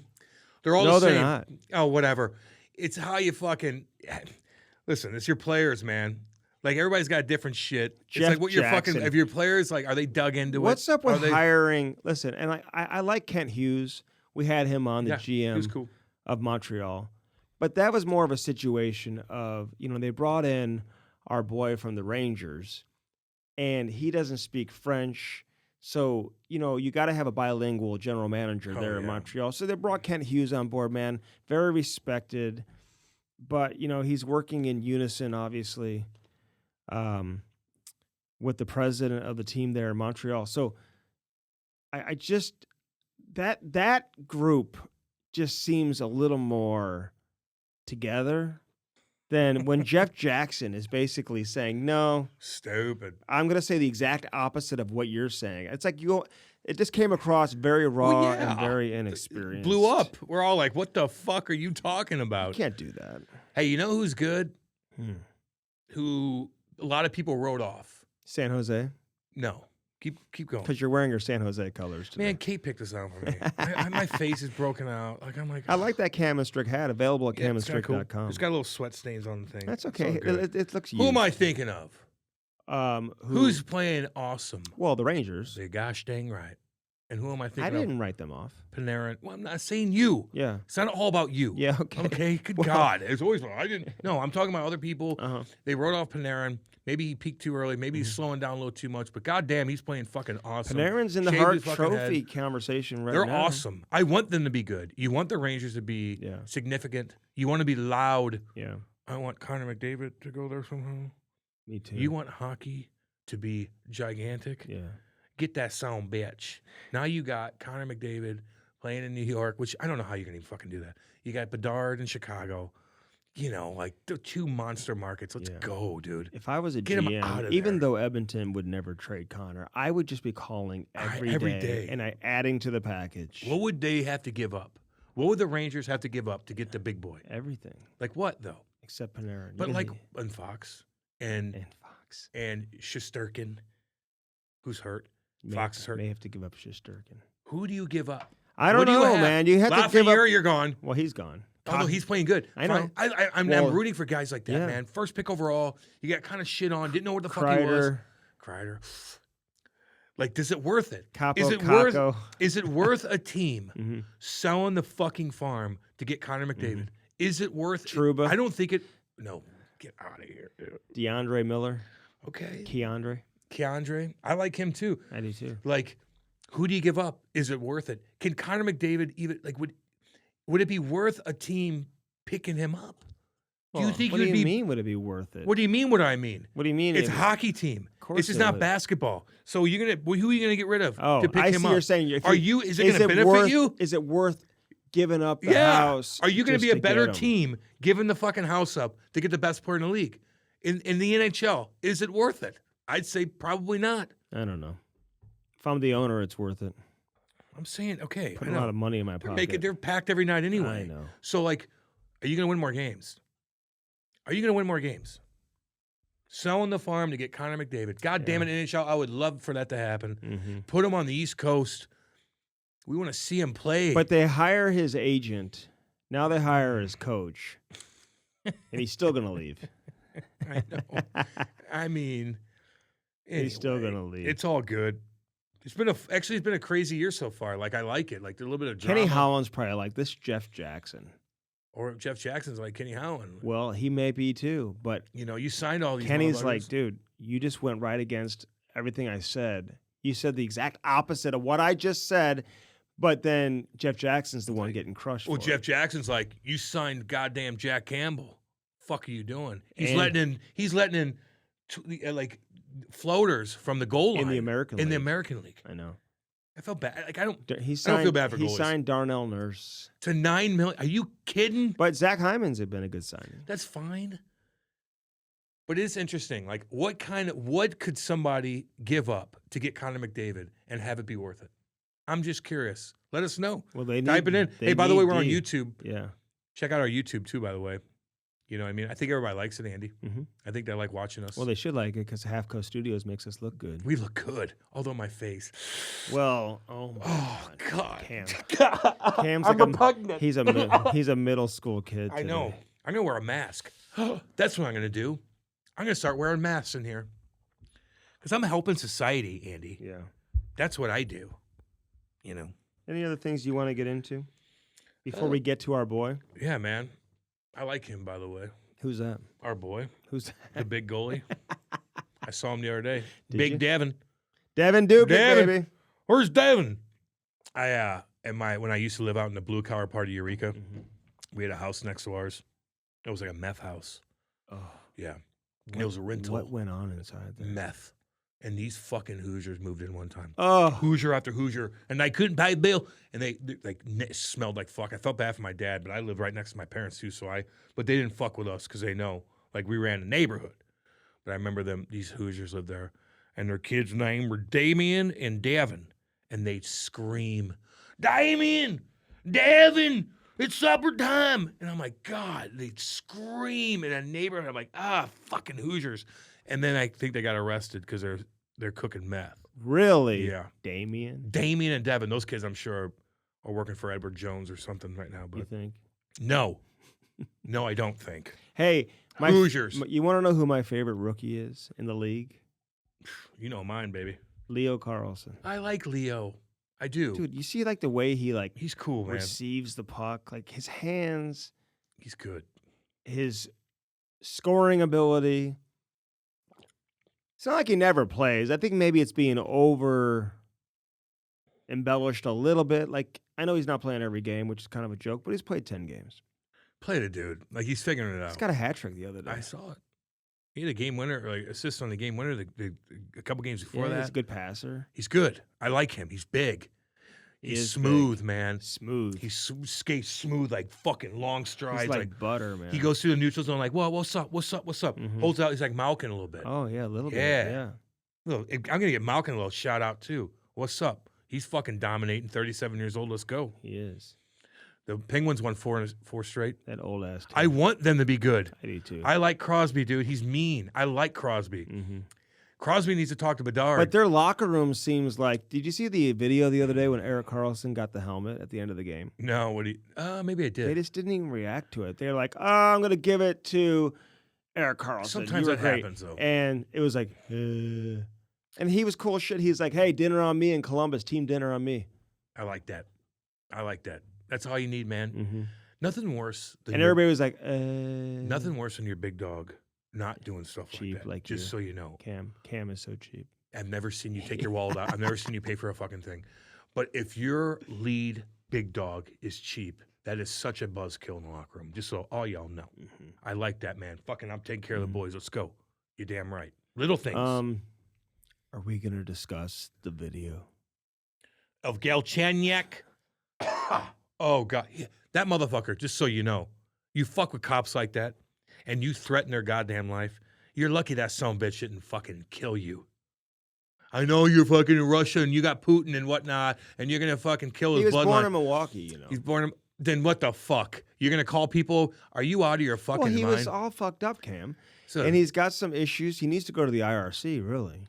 oh yeah, no, but can I chirp him first before I get to that? I had to No. say, You get chirped first, especially when you fuck with cops like that. Mhm. In the back, you act like a tough guy. You're lucky he didn't put a fucking gun to your head. You're threatening his family. You're lucky on that, How are you that motherfucker. I don't like that. inebriated in the middle of the day? Because he was like probably that? doing fucking. Look how he was on meth. Dude. What do you think he was on?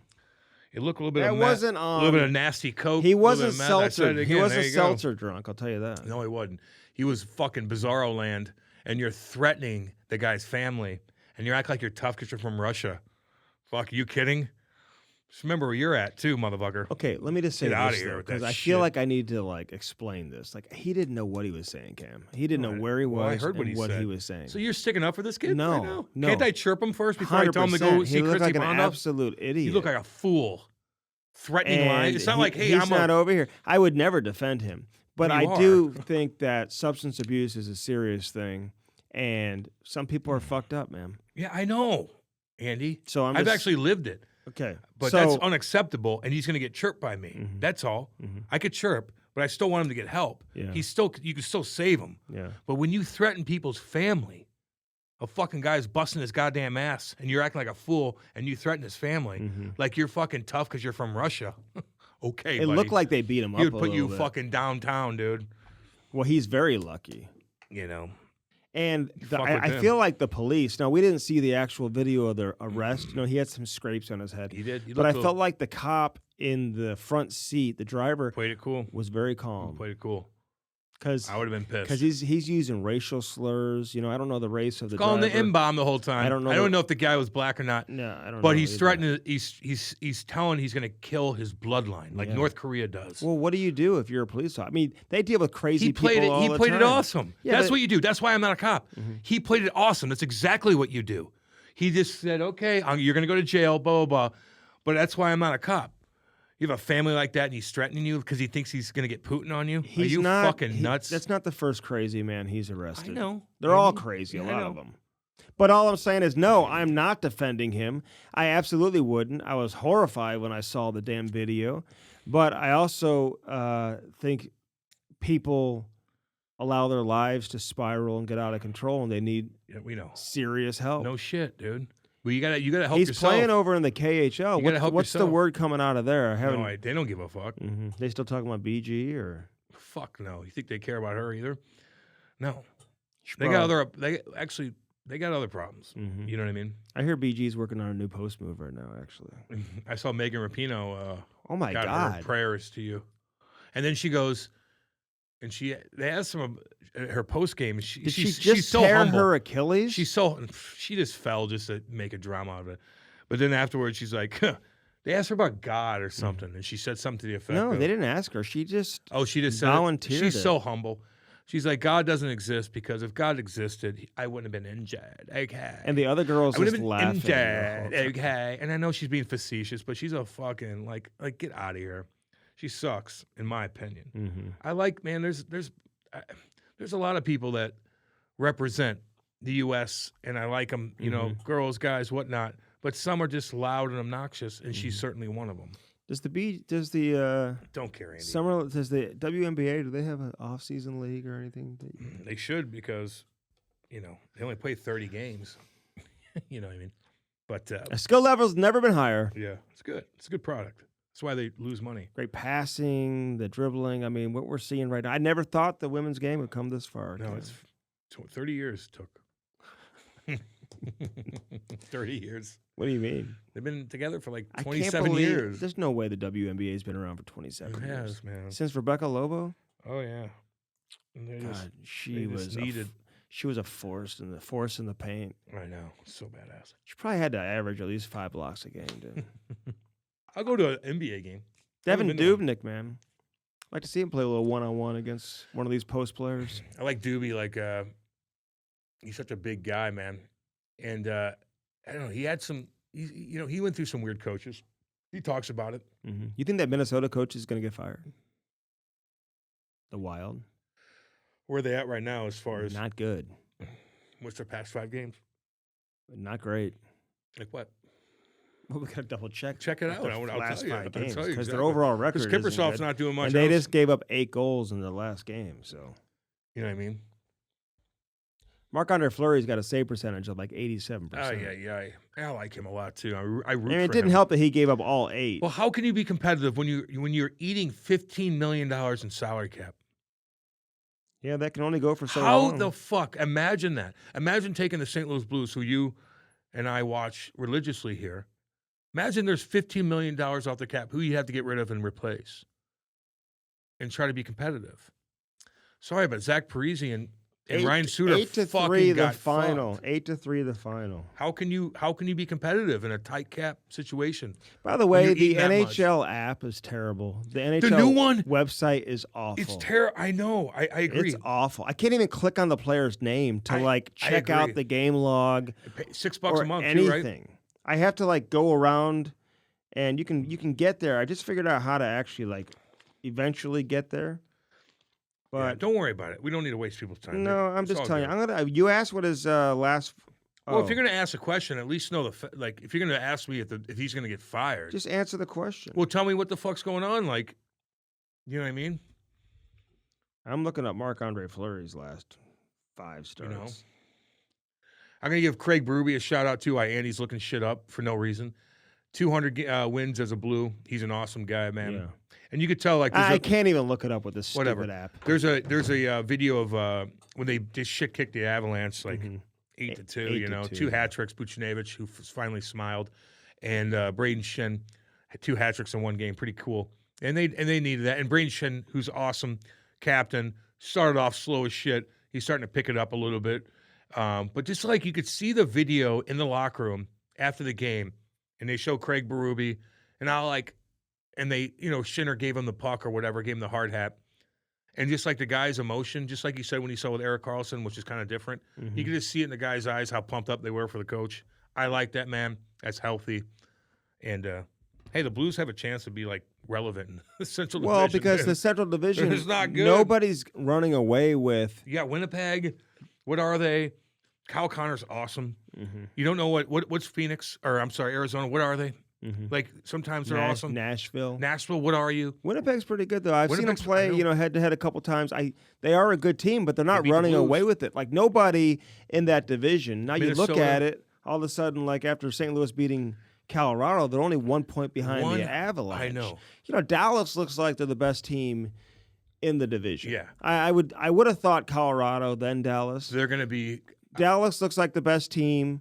I still think Dallas and Colorado are the two-headed monster. 100%. But you got all these other teams, and as long as you win your home games and you hover just above 500, you're going to be in the mix, and you're going to have a chance to secure that 3 Don't hole. write off Colorado. And dude. with Edmonton sucking and putting together the worst press conferences in the history of the league and hiring the head coach out of Hartford, who may be a great coach, we don't even know, Chuck Knobloch. He was on their radar. They've always been looking at him. He was for the always last on their radar. Several years, Yep. From Erie to Hartford. But people were obviously expecting them to probably win the division in the Pacific or whatever, and so now that now there could be a wild card spot available for a Central Division team too. So.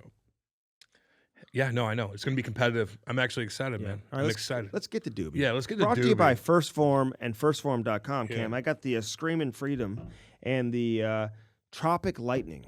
I like that. Tropic Lightning, baby. And that's I just could one of drink the that all things day they long. have in First Form. You got to download the app is what you have to do. That's the first and foremost. You go to firstform.com/Cam-Strick. Do that. Helps out everything, by the way. And they got all kinds of stuff going on. From their clothes. This is First Form, by the way, what I'm wearing right here, baby. What's up? What's up? What's up? What's up? They got beef sticks, 20 grams of protein. They got great protein, by the way. They got all kinds of stuff. They got breakfast food for kids. I mean, they just look up their website and check out all their stuff. They are the absolute real deal. And not to mention, if you want to work out, they'll teach you how to do it. So if you're a guy like this guy right here who doesn't know what he's doing, they will show video of exactly what you need to do whenever you're working out. They got it all. Check it out. Firstform.com/Cam-Strick. Yeah. Okay, that's a good one. I don't know if they have food for kids. Well, like They've got vitamins and stuff. yeah, like that. no, but like the pancake stuff and all that. Oh What my are you God! talking about? That's for adults also. yeah, but your kids can eat it too. They can. Yeah, just like Ty does before Yeah. games. Oh my Get him God. fucking energy. I know. The heck are you talking Well, about? I know they got the pancakes and all Yes. that, the chocolate chip, and that Andy stuff ate is, a chocolate bar on, I did because we on air. started the show a little bit late today. I know. It's like Cam I gotta was wait late. till, I gotta wait till 1 o'clock. Okay, because I'm fasting. I gotta wait till 1 o'clock. No, you don't. You can eat it on the car ride here.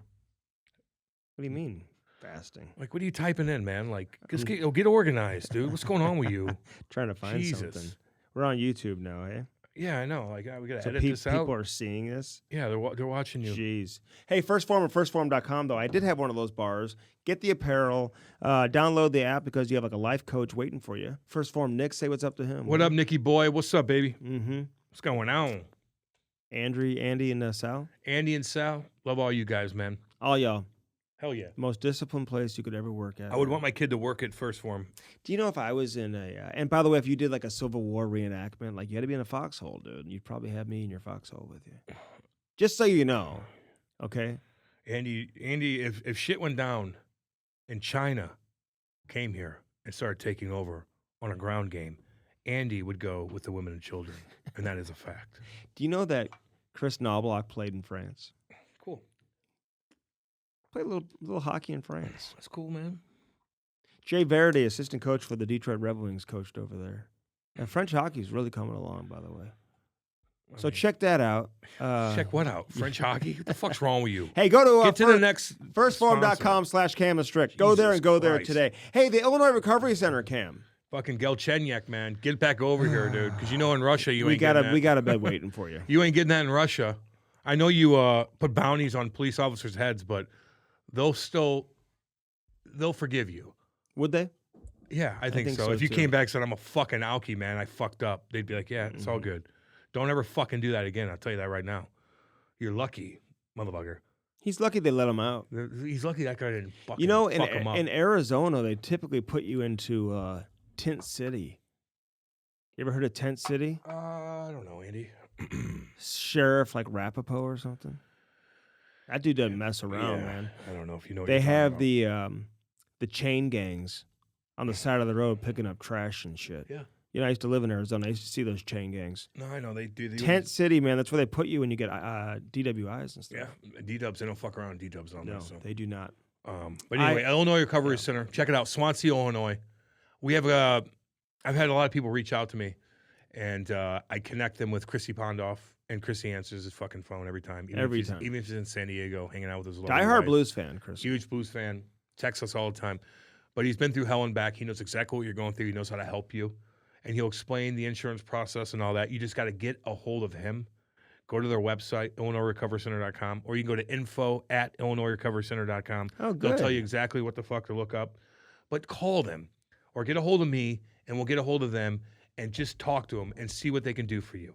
Don't let it wait any longer. I know a couple people I've been talking to, man. They're getting on it right now. A guy checked in a couple days ago. I believe he's from Canada. So it just he doesn't. came down? Yeah. Wow. Yeah, I know. Oh, He needed it, you know dude. the website and the email address. Go ahead and give him the phone number too. Since you want to No, just take over the no, go ahead. No, take over I the forgot. read. I forgot. Just take it over. I forgot the phone number. So do you want to take this read over? Because I know you know so much about it. Just say the fucking phone number. And feel free to message me if you want to get in touch with Chrissy or Eric or anybody. Yeah, I mean they're waiting for you. Just don't let it wait any longer. Yes, they are. You know. And listen, Galchenyuk, in all seriousness, because one of your teammates may be watching this or whatever. In all seriousness, man, this would be a great place for anyone in need, including celebrities and athletes and whatever. No man. one's gonna know you. No one's gonna fuck with you. No one's gonna talk about it. You're hidden there, and you just get your work done. Yeah. Just get it done, and you come out of there, and you feel like $1 million. Mm-hmm. You'll be like you'll feel normal again. Yeah. You know what I mean? Like you'll feel like you want to fucking do shit, and you know you'll have a heartbeat and a soul. You'll feel your soul again. Mm-hmm. Telling you. 888-743-0971. 888-743-0971. Give it a call. Illinois Recovery Center. All right, Brett Tesson and Tesson Roofing, Cam. Yeah. Somebody it's my send a boy. message that maybe Edmonton should have hired Brett Tesson to be their coach. Yeah, probably. you know. He would have gotten there. Well, he could fix the roof if the roof gets fucked up. Again, like the weather's so bizarre in St. Louis, man. Like it was 80 degrees, it's 40 degrees, it's this, it's that, the other. There's gonna be tornadoes in the wintertime here. Like your roof's gonna get fucked up. We don't know that. Okay. There's gonna be hail. And these are guys that call. They have all the insurance companies working for them. They know exactly what to do. I see their trucks everywhere around here. If your house gets fucked up, give Brett Tesson a call. He'll come out there and he'll get it done right away. What about get the it nano done. shield? And the insurance thing. Yeah, do you want to like save money on your house? It's hot as fuck. Hot as shit. It's like a desert here and it's humid. So it's not like the desert. It's worse. Humidity's god awful. And it eats up your fucking roof and it makes your house hot as shit. Then your fucking AC's blasting all the time. Get this nano shield. It cools everything down. And it saves you money. That's what you want. Well, you're on a roll right now. Well, shit, you get off track. You're on a roll. You're like we're doing live reads, and you're like, hey, the guy in France. I'm like, what? Hey, stick with the fucking get program. Get these energy drinks from firstform.com/Cam Strick too. Use our link. Yeah, you can use our link, baby. Get the energy drinks as well. But Brett Tesson, you're right. They are the preferred roofer for all the big dog insurance companies too. So. I know I said that. Okay, did you put that in there? Yeah, I said that. Very important part I said of the that. read. All right, well, sparksandSparks.com. Use that promo code Cam and Strick, Cam. Yeah, use the promo code and simplify your life. You don't have to get up and go to the goddamn skate rental and have some dipshit boy, Phil or Seth. Andy changes it now because he wants to like participate. But Seth is going to do it, and he's going to fuck shit up. And he's got animal bones in his pocket. Oh, fuck the kid. Pocket. He's an idiot. Psychopath.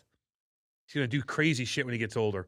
And he's sharpening your skates, and your kid's going to toe pick and fuck his AC joint up. Don't do that. Did the Jeffrey Dahmer series come out already? Yeah, man. Yeah. Don't get distracted. Well, they were showing like a woman. I know you saw a commercial. Yeah, they were showing And a woman now you're going curious on things. crazy in the courtroom. Yeah, she's like, I hate you. I hate you. I hate you. You know why? Because he raped and killed her brother. Oh my! What do you think? God. And he put that poor kid in a barrel full of acid in his apartment. And the neighbors complained, and no one did shit. Did you see the video of that mother who found that kid who it was like a little toddler, and he had like a kitty cat in the blender? Man, get out of here, dude. No, I'm serious. Man, get out of here. But he didn't turn it on. Okay, get out of here with that. Like I don't like that. Like you hadn't seen that, man. You find things, and they're just like that's not interesting.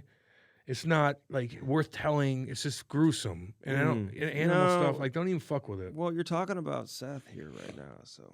No, well, okay, I get that part then. Yeah, no, he'll put a cat in a blender. He would do that. I already talked about him. We know he's fucked. Yeah. Well, what's the benefits of a Sparks? Well, like you could put it in the back of your truck and go to any tournament with it. You know what I mean? You don't have to rely on a hockey shop to be open when you have a 8 o'clock game in the morning. Or the dipshit that works at the rink. You guys all know. Now, the dipshit, like where you drive, like he might not be killing animals and creeping out your neighbor, but he probably sucks at sharpening skates. So why fuck with that? Like Phil. Not only Andy's like, I'm going to use Phil now, because I want to be creative. No, Seth is the guy you want to avoid at all costs. Listen, I love my Sparks, Cam. And I mean that, man. It has been an absolute savior. Anybody out there who has kids that play or if you play men's league, it is the best investment you can make right now. Get a Sparks. Use that promo code Cam and Strick. It's going to save you more money than Black Friday and Cyber Monday. Fucking Thanksgiving next week. Jesus can you believe that? We're going to have Black Friday. You and I will meet. We'll go somewhere on Black Friday. Yeah. Hey, man. The Blues play on Black Friday. Cool. Against Nashville. Ryan O'Reilly. Big shout out to O'Reilly on 1,000 games, too. Yeah. Man. Yeah. He's a super cool guy. Nice guy. Awesome hockey player. Probably having a good time down in Nashville. I'm hooking him up with our boys over at the Normal brand because they're opening up a new store in Franklin, Tennessee, and I think Ryan O'Reilly may go there for the grand opening. Cool. Yeah. I like the Normal brand. We love both Sansones. And a little shout out. Big shout out. What up, Sansones? What's up, baby? And a big shout out to Ryan O'Reilly. Congrats on 1,000 games. Probably uses Sparks in his 1,000th Probably game. does. Yep. No doubt. Bellman and Bellman.com, Cam. No swinging dicks, Like, it's nice. It's nice to be able to go somewhere where they're just not like, they're not all over you like a bunch of vultures. Like, like, God, I'm just fucking, let me look at the car. If I need a question, I'll ask you. You got 10 dudes swinging their dick around like, I got this one. I got you. Get over here, boy. Like, what? No, I'm just looking at this. I'm just checking out this fucking. You're doing pretty good in the live reads today, You know, I'm not going to lie. Going. You've been going. You've been paying because attention. I get annoyed because Dude. you'll fucking go in 50 directions. Well, You're like, hey, I saw a Komodo dragon. No, you didn't. I did You didn't see shit. I did a couple of Goddamn. film room sessions No, with it's a just couple of players, Robert Thomas cool. and Brandon Saw this morning, and I am running low on energy. All right, well, I got it. But God then I damn it. had a first form bar, and I'm feeling pretty good. I'm about to get one So of these anyway, energy there's no drinks, swinging too. dicks when you go out there. It's in Where are Troy. they located? It's in Troy, Missouri. They got it all. And if you, I drive that the Jeep Gladiator. It's really nice, man. Yes. Great gas mileage. Yeah. It's smooth as shit. The wintertime comes, I'm like, fucking bring it on. Let's go. You know what I mean? Mhm. It's a good, solid car. I like it a lot. Especially with the Gladiator. tornadoes expected this winter. And There's going to be a everything. couple tornadoes in I know, February, I would know. say. Well, in February. In okay. February. That's when the Cam, tornadoes Cam come. the weatherman. Devan Dubnyk, baby. Yeah. On this edition of the Cam Strick Podcast, fueled by First Form. Enjoy, Doobie. The Cam Strick Podcast is brought to you by First Form, baby. Use our link and do it today. www.firstform.com/camandstrick. Get jacked now. They are the real deal. Get that protein, check out the apparel, eat those bars, and drink those energy drinks. Firstform.com/camandstrick. Yeah. Now on to the interview. Oh, there he is. There's the What's big up, boy. guys? What's up? What up, Doobie? Sorry, that was a bit of a shit show there. I had everything set up and then had to fully relocate. Dude, that shit happens to all of us, man. Doobie, no excuses. Your bio says you're like Scholastic Player of the Year. I saw so- that. I was, yes. What does that I even- tell my wife that all the time and she doesn't believe it. I have to go to Google to show her. Ooh. What does that mean, though? Like, what'd you do? Were you just getting straight A's and doing the right thing? You even went to school So in here- juniors? I was really good in school. So here's the thing though. So grade 11, I was in Canada. Everyone looks at me funny when I say grade 11. Yeah. Because it's junior here. I was like lights out. I had like a 93 average. And then my last year, which would be senior here, was not the case. Like I was getting dialed. That was my draft year, playing every game. We had some road trips in there. And like, I mean, my average was dropped a lot. And I think they gave it to me because they like to give it to the graduating players. Mm-hmm. They don't like to give it to juniors. And I should have won it the year before, and I should not have won it the year that I got it. But I think it was like, hey, we should have given this to you last year. Here you go. Doobie, you earned it. You earned it, Hey, homie. listen, we just hit record and we just Yeah. have conversation just like this. So, grade 11, grade 12. Listen, Grade 13? One of the first things I realized, all you Canadians, man, that play junior up there, did you graduate though? Most guys didn't even graduate. I did graduate. Yes. Again, this is something my wife gives me a hard time about. It's I have my high school diploma. And it was good. It was something I always kind of took pride in, being good in school. And I shouldn't say like manipulative on how I got things done, but I got them done. I made sure, I was good with the teachers and just with the hockey schedule, if I had to, if some homework wasn't going to get in, as long as I knew my stuff and got my stuff done on the test, then it was fine. So, it was something my parents really, really pounded in me from an early age, is to be good in school and take your time and something I was proud of. So, Did you ever have I can tell my kids that now too. I'm always like, I was a Scholastic Player of the Year. Like, you got to be good in school. Not And they're just a like, hockey yeah, player. Yeah, never mind Yeah, playing right, in NHL. yeah. Or you could have some like cute girl do your homework when you're out of town and stuff like that. I'm sure. That works too. That Yeah. works too. Yeah. I get you, man. Where are you at right now? In Minnesota. Nice. Yeah, we love this place. It's we got traded here. Obviously, had no idea what was going on. We had two of our kids here. Our youngest two were born here. Just met so many great people. It's such a great hockey city, but so many people away from the game. We got neighbors that are best friends of ours, and when you're done playing, I mean, that's important because teammates are awesome and you're tight with them, but everyone comes and goes. They have their hometowns that they leave, and you'll always keep in touch. But to have like legitimate people away from the game is really important. And everybody's nice. I mean, are they nicer in Everyone's Minnesota or nice. Saskatchewan? Saskatchewan. I mean, where are they nicer? And it's kind of is Canada in reality, Minnesota. It is. I said, so when we moved here, I said, this is the Canada of the U.S. This is people are very, very kind. Even when you're out and about, people are, if they recognize you, they'll just come say, hey, I was a big fan, love watching you play. Nice to meet you. And then move on. And it's like, it's a nice thing. It's not like, hey, what do you think about this guy? Mm-hmm. That guy sucks. Tell me about this. Like, people are just very, very kind here. And my younger two, I don't think really understand too much. They're getting there a little bit. But my oldest loves it when people come and ask for pictures. He's like, yeah, I'll take it. Oh, yeah. He's a photographer. I love He's it. like, give me the camera. I'll take it. Some good money in that, by the way. Randy Johnson. Maybe, yeah. A couple other like big dog, I don't know, some other big basketball player now, I think is, shooting the camera for like MLB teams and stuff like that. So, really? Yeah, Randy Johnson for some reason. Hey, what's your setup like in Minnesota, man? You on one of those 50,000 lakes? It's the land of 10,000 lakes. Yeah. We're across the street from one. Yes. Nice. But they really are everywhere. I mean, there's ice rinks set up every single park, like every public park. There is a legitimate hockey rink beside it with like a skating rink beside it. Like it's insane here. And we built one last year in our yard as well. And they're just everywhere. It's we're across from a golf course, across from a lake. I mean, it's just beautiful here. There's a reason that there's so many players from here and they all come back. Like no one ever leaves here. It is beautiful. It's cold in the winter. Oh yeah. But it's really nice here. I know. Listen, man, but what is it about Minnesota though? Like my kids skated this morning at 7:00. Like there's ice everywhere here in St. Louis. But why are the kids so good there? Like what makes Minnesota hockey players better than it seems like everybody else here in the States? Tough question. I'm kind of torn on it a little bit too, because I think it's a little overdone here. Mm-hmm. But I mean, people are crazy about it here. When their kids get good, there is endless amounts of places you can go to get ice, to get camps, to push them harder, do dry land. It never ends here.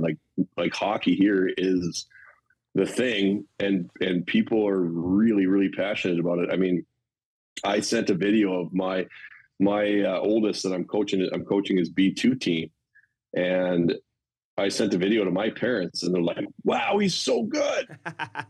I'm like, "Yeah, he's pretty good, but like he's on B2. You see the A kids would rinse me in a 3-on-3 game." How involved are you with the Wild? Like you get down to the games, you get down to practice. Like you still talk to Billy G and those guys. Like what's your involvement level with the Wild? I mean, I wouldn't say like involved, but yeah, we actually just interviewed Billy G on NHL Now a couple weeks ago, which was fun. They've done a good job just this past year. They kind of elevated the alumni program, offered a suite once a month to all the alumni. So that's been fun. Like last year, I got the kids down. They make it super easy to bring the kids to a game and kind of go in a suite. You don't have to, it's not too big of a process, especially with the younger kids. Sometimes they want to leave early or watch a game for a bit. And you don't have to worry about parking and all that stuff. So they did a really good job. Going to be doing that again this year. And yeah, I just keep in touch with the guys a little bit. I was down there for a day in training camp and just kind of said hi to everybody. He's still trying to figure out what the course is when you're done playing, right? It's like, I'm doing the broadcasting stuff right now. I never really thought I'd be doing that. It just kind of happened. I don't know if that's something that I want to do long-term or not yet. But it's always good. Like I always thought I'd like to get back in the game, like with a team at some point. But it happens quick, man. It's like, it's all of a sudden it's over. Yeah. And then you got to figure out what you're doing from there. Yeah, man. I know. But I listen, I'm not surprised that you're going into broadcasting. Yep. Like I remember you come into town or in Minnesota, man, you were always so good with the media. Like, were you always thinking that, like long-term, man, just be nice to these guys because you never know what kind of opportunities could come out of it once you're done playing? That's not why I did it. I think it's just, it's kind of just how I was raised. It's just be, you guys everyone's got a job. Everyone's doing their thing. Just be a good human being. Just be a good person and you're not above anybody. Just, it was always fun. It always kept me relaxed too. I like to just not build anything up to more than it was. And so talking about games and stuff, I like talking to the media people and just be yourself. I think the best interviews, you look at a guy like Jack Hughes right now. I mean, guy's one of the top 3 players in the league probably, and he's one of the best interviews in the league because he's just a person. So don't, treat everybody kindly, be yourself. Don't, obviously you don't need to give controversial answers all the time, but just be yourself. Answer like a regular person, and that's what people want to hear. Yeah. See, I think it's the opposite with the hockey guys. I think they're very reserved until they retire, of course. You know what I mean? Yes. Yeah. Yeah. And then they all act like they're Hall of Famers. But but that's what I'm saying is like it's nice to, and it's so much more rare in hockey to get unreserved answers and not like hockey players are it's such candid, shelled up answers that and there's jokes about it, about how like hockey player interviews. And so it's so refreshing when you see guys just like, be yourself. Yeah. It's the most people want to see who you are and what you think, not just the canned answers. It's the most cliche driven athletes on the planet, but like getting to know so many guys over the years, man, like away from the rink. Like they've got a lot of personality. Yeah. They've got so much to offer, fucking hilarious. And I'm just like, God, man, well, these guys just like flip the switch, like when the camera's on you, you can be a personality. A guy like Sidney, you can talk Crosby, but Connor McDavid, the best player in the league, like I guess you just can't be phony. You can't fake it. Like if you're a quiet individual, you can't all of a sudden like become somebody that you're not. I wish he had a little more personality that could maybe sell the game a little more, that would kind of cross over into a little more of the mainstream media, because he is so popular, he's so good, and he's the most popular player in the game right now. Yeah, I agree. And I don't know what the answer is, to be honest. Mm-hmm. I don't know if it's the NHL needs to do more to push these guys to kind of get out of their shell. I do think it's a product of of how you come up playing hockey. It is like hockey is like the biggest team sport that there is. You cannot. I don't care. You look at Connor McDavid, one of the best players that we're ever going to see, and he hasn't won a Stanley Cup yet. Mm-hmm. And that's not anything against him, but it just shows you can't just have a player on your team and win. You have to have an entire team, and I think that mentality. As you grow up, not wanting to, I think the guys that get cocky and act that way, I think they kind of get pushed out of teams. Yeah. And that's just kind of the way it is in hockey. And it makes for a shitty interview, but that's how most guys are raised. Like there's not, the guys that you get that are really outspoken and stuff are usually not like the best dressing room guys. And I don't know why that's the way it is, but that's kind of the way it is. I think it's just how you grow from minor hockey all the way up, where you're taught to be a team player, and there's nothing wrong with that. It just makes for a bad interview. Yeah, the assholes get weeded out pretty quick in hockey. They truly do. Exactly, but it's because they're not like usually the guys that are like that, and not all the time, but it's like, that just doesn't fly in hockey. And usually when they're talking like that or they're interviewing like that, it's like they're cocky, selfish guys that are like me. It's easy to be humble too, Yeah, absolutely. Especially in this sport, like you cannot do it on your own in this sport. Yeah, I know. You've got guys. Listen, PK was kind of loud. You talk to some of his teammates over the year. He didn't seem like the most popular guy all the time. I guess some people loved him, some people didn't. But, he's finding a way to make a career now, obviously, in broadcasting. Ryan Reaves is a guy who's so loud. He's probably the loudest player going in the league right now. And he knows, listen, we've known Reaver for a long time. He knows the situation that he's in right now, right? He's got all the lights on him. He's under the spotlight. He's in the hockey mecca. He's in Toronto.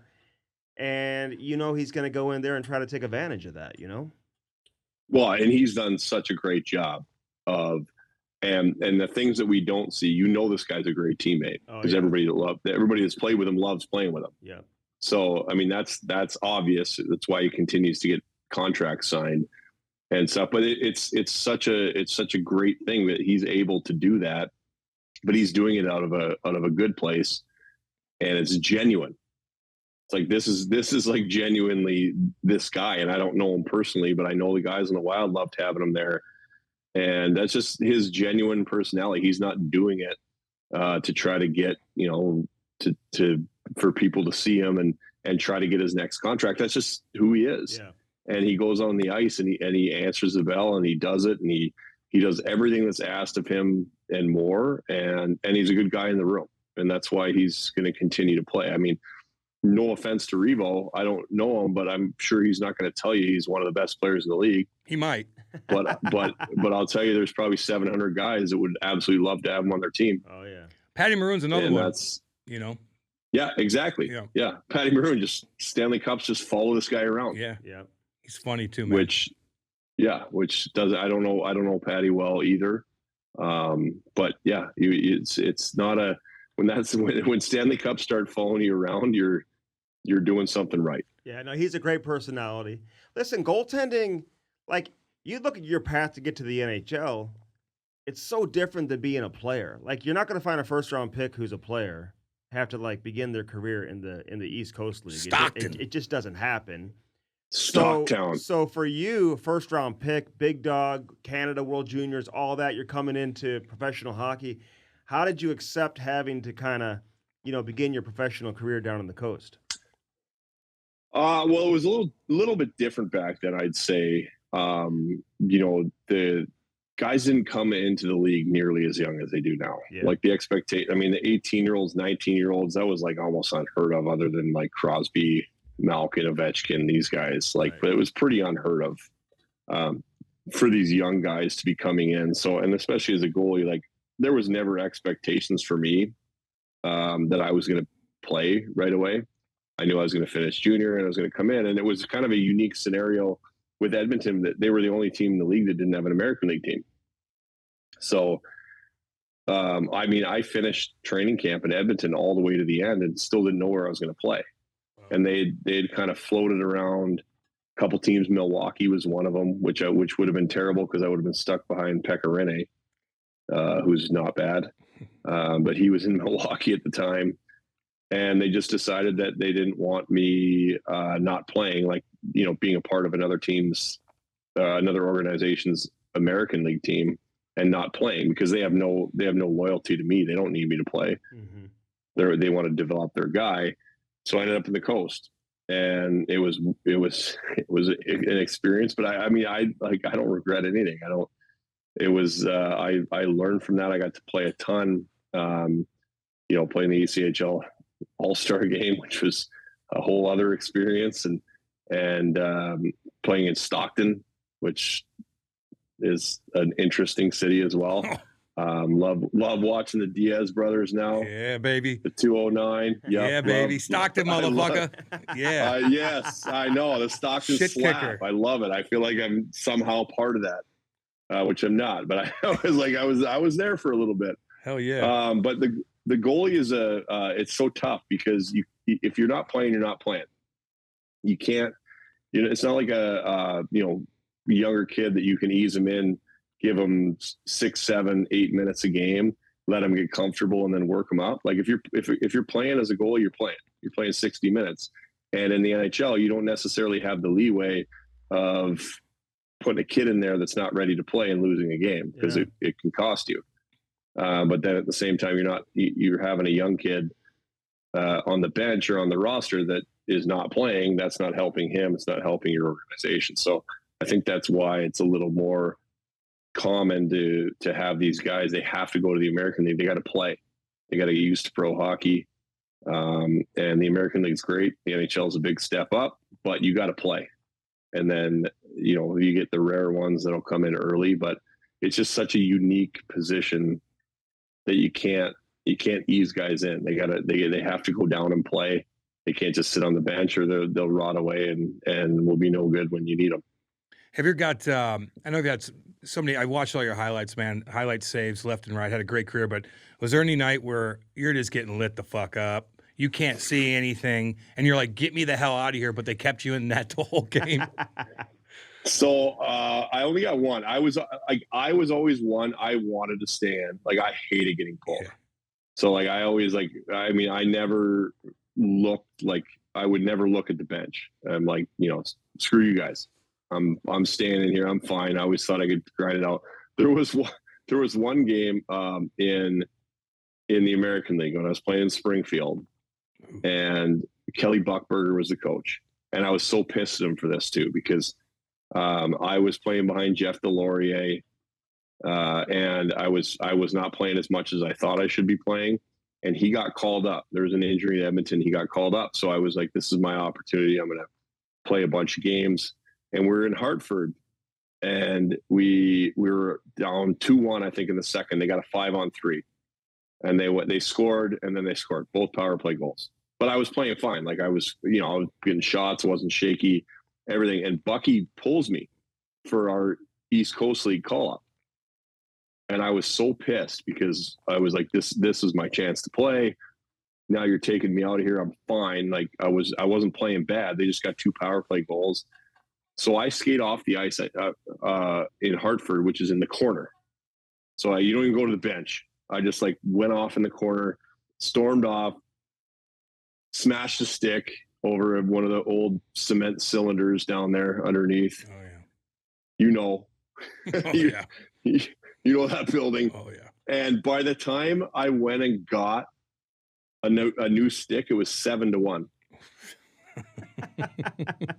They scored 3 goals on 4 shots. Oh, Poor kid. God. From the time that I went and broke my stick and came back, and this fucking guy puts me back in at 7-1, and we lost like 11-1. Oh, that's what my I'm talking God. about right there. And Buckberger, eh? Yes, that was a time, like, when you, like, you know, that's the time I don't want to go back. The worst thing is getting pulled and going back in, which is very rare, but it has happened. Oh yeah. Not as much in the NHL, because guys are pretty good. Mhm. Teams can buckle down, but getting pulled and like thinking your night's over, and then realizing you got to go back in, and it's like 8-0 is not ideal. Yeah, but what about when the coach says, "Hey, listen, you're going to go back in. I'm just trying to send a message to the guys, whatever." Once they pull you, are you like, "Hey, listen, I'm checked out, I'm done," or would you rather have a coach kind of whisper in your ear saying, "Hey, it's not your fault. They're hanging you out to dry. You're going to go back in"? I would never, like, if you're gonna, I do not need to be pulled and be put back in. Yeah, I got you. If you think that I'm shaky and need to get out of there, great. But I don't need a fucking pep talk. Yeah. From a coach and be put back in, because that throws your whole world in the loop. Like, Man. to be out of there for 5 minutes and then get back in. I would rather just stand there and grind it out and give up 10 without leaving the net. Yeah. Than do the back and forth. Hey, listen, your career, like you start in Edmonton. I got to ask you some of the Edmonton stuff, but you know, you kind of bounced around. Obviously, you had that label as a first-round pick, so everyone knew that you had talent. But what was it about Minnesota where things kind of clicked for you?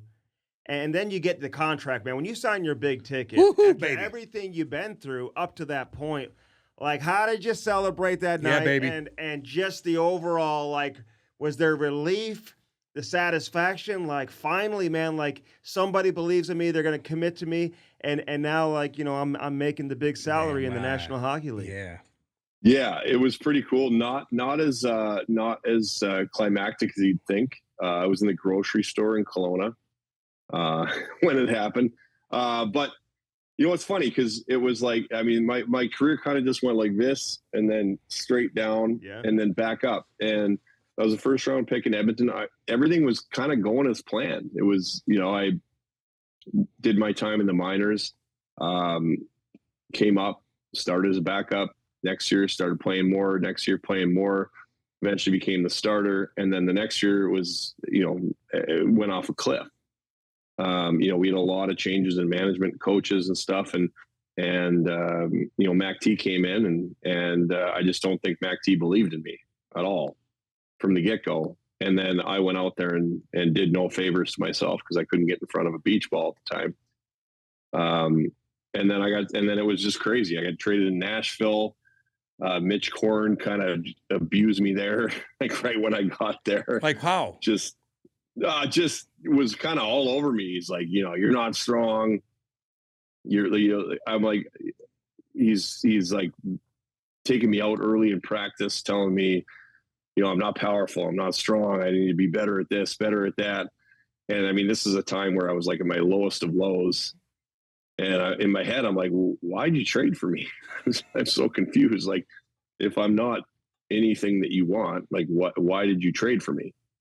So I played 2 games there over like 2 months. And then I got traded to Montreal, and because I don't think they were too pumped about Peter Budaj at the time. He started playing better, but I think at the time he wasn't playing very well, and Pricer had a little bit of an injury. So they called me. It was trade deadline, like right at the end. And they were like, hey, we're going to send you down to Hamilton. We want you to play all 3 games on the weekend, and we'll call you on Monday, but we want you to come up. I'm like, awesome. And played all 3 games on the weekend. Phone didn't ring for the rest of the season. It was just not a didn't talk to anyone in the Montreal organization for the rest of the season. Which was, again, it's one of those things you look back at. It was a good thing. I was not ready to play. Like at this point in time, I was so down and had no confidence. And like, it might've been worse if I'd gone up to Montreal and played, because I probably would have played like shit. Yeah. And then the media there, and then again, now you're 3 teams in a season that you suck. And then it becomes a thing that it's not a fluke. And then I just went through that. It was a mess in Hamilton. We just had a newborn, so he was like 10 months old. I was away from him for a very long time. It was pretty tough. And then you get back and you just like, in the summer, I'm like, all right, let's just hit the reset button. I know how to be a goalie. Everything was going in the right direction. So there's no reason to think that I didn't forget how to play goal. And I was really surprised then when free agency came, it was like Arizona was the only team. I had a few like 2-way offers, but Arizona was the only team that came through. I think Philadelphia came through at the end and offered me something, but I already committed to Arizona. And it was the best thing that could ever happen to me. Went down there. I'd played against them a ton. Dave Tippett was there. Sean Burke was the goalie coach. And I mean, Berkey just did such a great job just putting confidence into me. And as long as I worked hard and did what he asked of me, he was going to have my back all the time. Berkey. And that just gave me my confidence back right away. Yeah. Started playing better, got traded to Minnesota. And it was like, I'm playing with house money at this point. I got the itch again to be a starter. I accepted that I might be a backup for the rest of my career. And I just told myself, all right, just enjoy being in the NHL. It's the best league in the world. Even if you're a backup, I know you wanted to do all these great things, but if you're a backup for the rest of your career, just enjoy it. Enjoy every time you get on the ice. And so when I went to Minnesota, it was like playing with house money. I was getting these starts. I wasn't thinking about my future. I wasn't thinking about, what I deserved, what I didn't deserve, it was just, I just started playing. I wasn't thinking about anything. I wasn't thinking about playoffs. And then we just went on this crazy run. And at the end of the year, then when we're done and it comes to contract, you're like, oh, this is going to be awesome. But even then there was like no teams that needed a goalie. And I didn't want to go anywhere anyway. I wanted to stay in Minnesota. Minnesota had like no cap space, to the point where we had to do the 6-year deal to get the cap hit down, yeah, proper. Because the deal that should have been made was probably 4 for 5, but they didn't have 5 in cap space, so we had to extend it to get it down, which was fine by me, obviously. But I mean, going from thinking your career is over, signing a 1-year $800,000 deal to a 6-year $26 million deal was quite the thing. But like I said, I was in the grocery store buying like pasta or something, when my agent called and said they were done. Who did that So deal? it wasn't as Mike exciting Liute? as you think. Mike Liute did that deal? Yeah, it was Leo. Yep. And boy, Mike. Big Mike. Yep. St. Louis Blues Hall of he's, Famer right there. Yeah. Mike's my second dad. He's the best, man. I've been with him since I was 15 years old. So Yeah. He's never told you you're not strong. That's funny how he said you're not strong. You're like, bitch, I'm 6'6". I'll throw you around. no. So I'm going to tell a story. I usually keep this one, but I mean, so after my first game in Nashville, Mitch, sorry if you're hearing this, but this is a true story. I played awful. I was first time I ever been traded. I was super nervous, didn't know how to handle it. We were in Nashville and we lost 5-4 to Colorado, and I didn't play well. Let in 2 goals that should not have gone in. And just was bummed in the dressing room because you got a new team. You want the guys to be happy that you're there, not be upset with you. And so I'm sitting in my stall, everyone's gone, and I'm just kind of sitting there staring at the floor, and Mitch comes over and he starts pacing in front of me back and forth. And he starts naming other goalies in the league.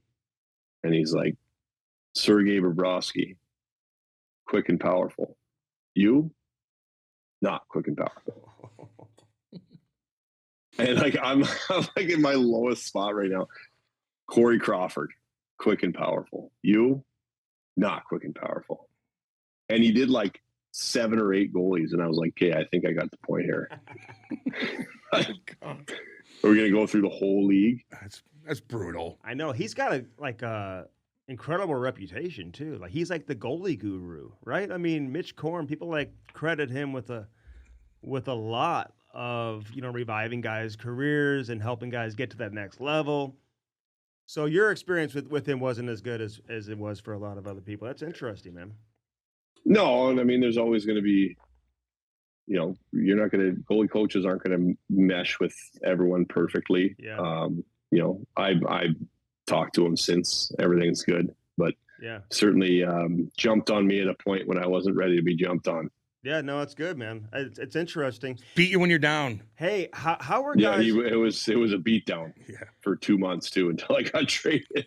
How are guys like Suter and Parise like in the locker room? I just felt like it's just interesting on the outside looking in. I feel like when Billy G took over, that was like priority number 1. We got to move on from these guys, and the team obviously has had some success since they left. Like, have they taken too much heat? Did they deserve the heat? Did they run the room? Were they too big of personalities to have both of them there at the same time? Like, how do you look at it?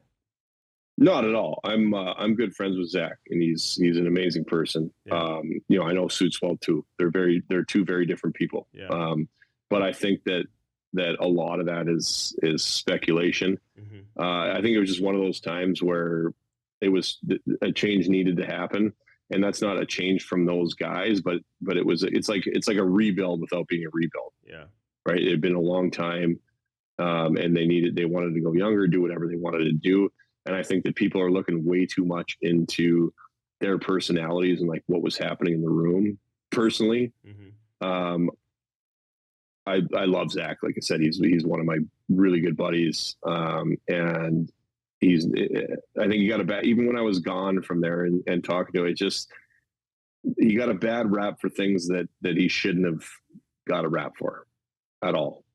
And Suits is a bold personality, but again, he's a good guy. He's fine.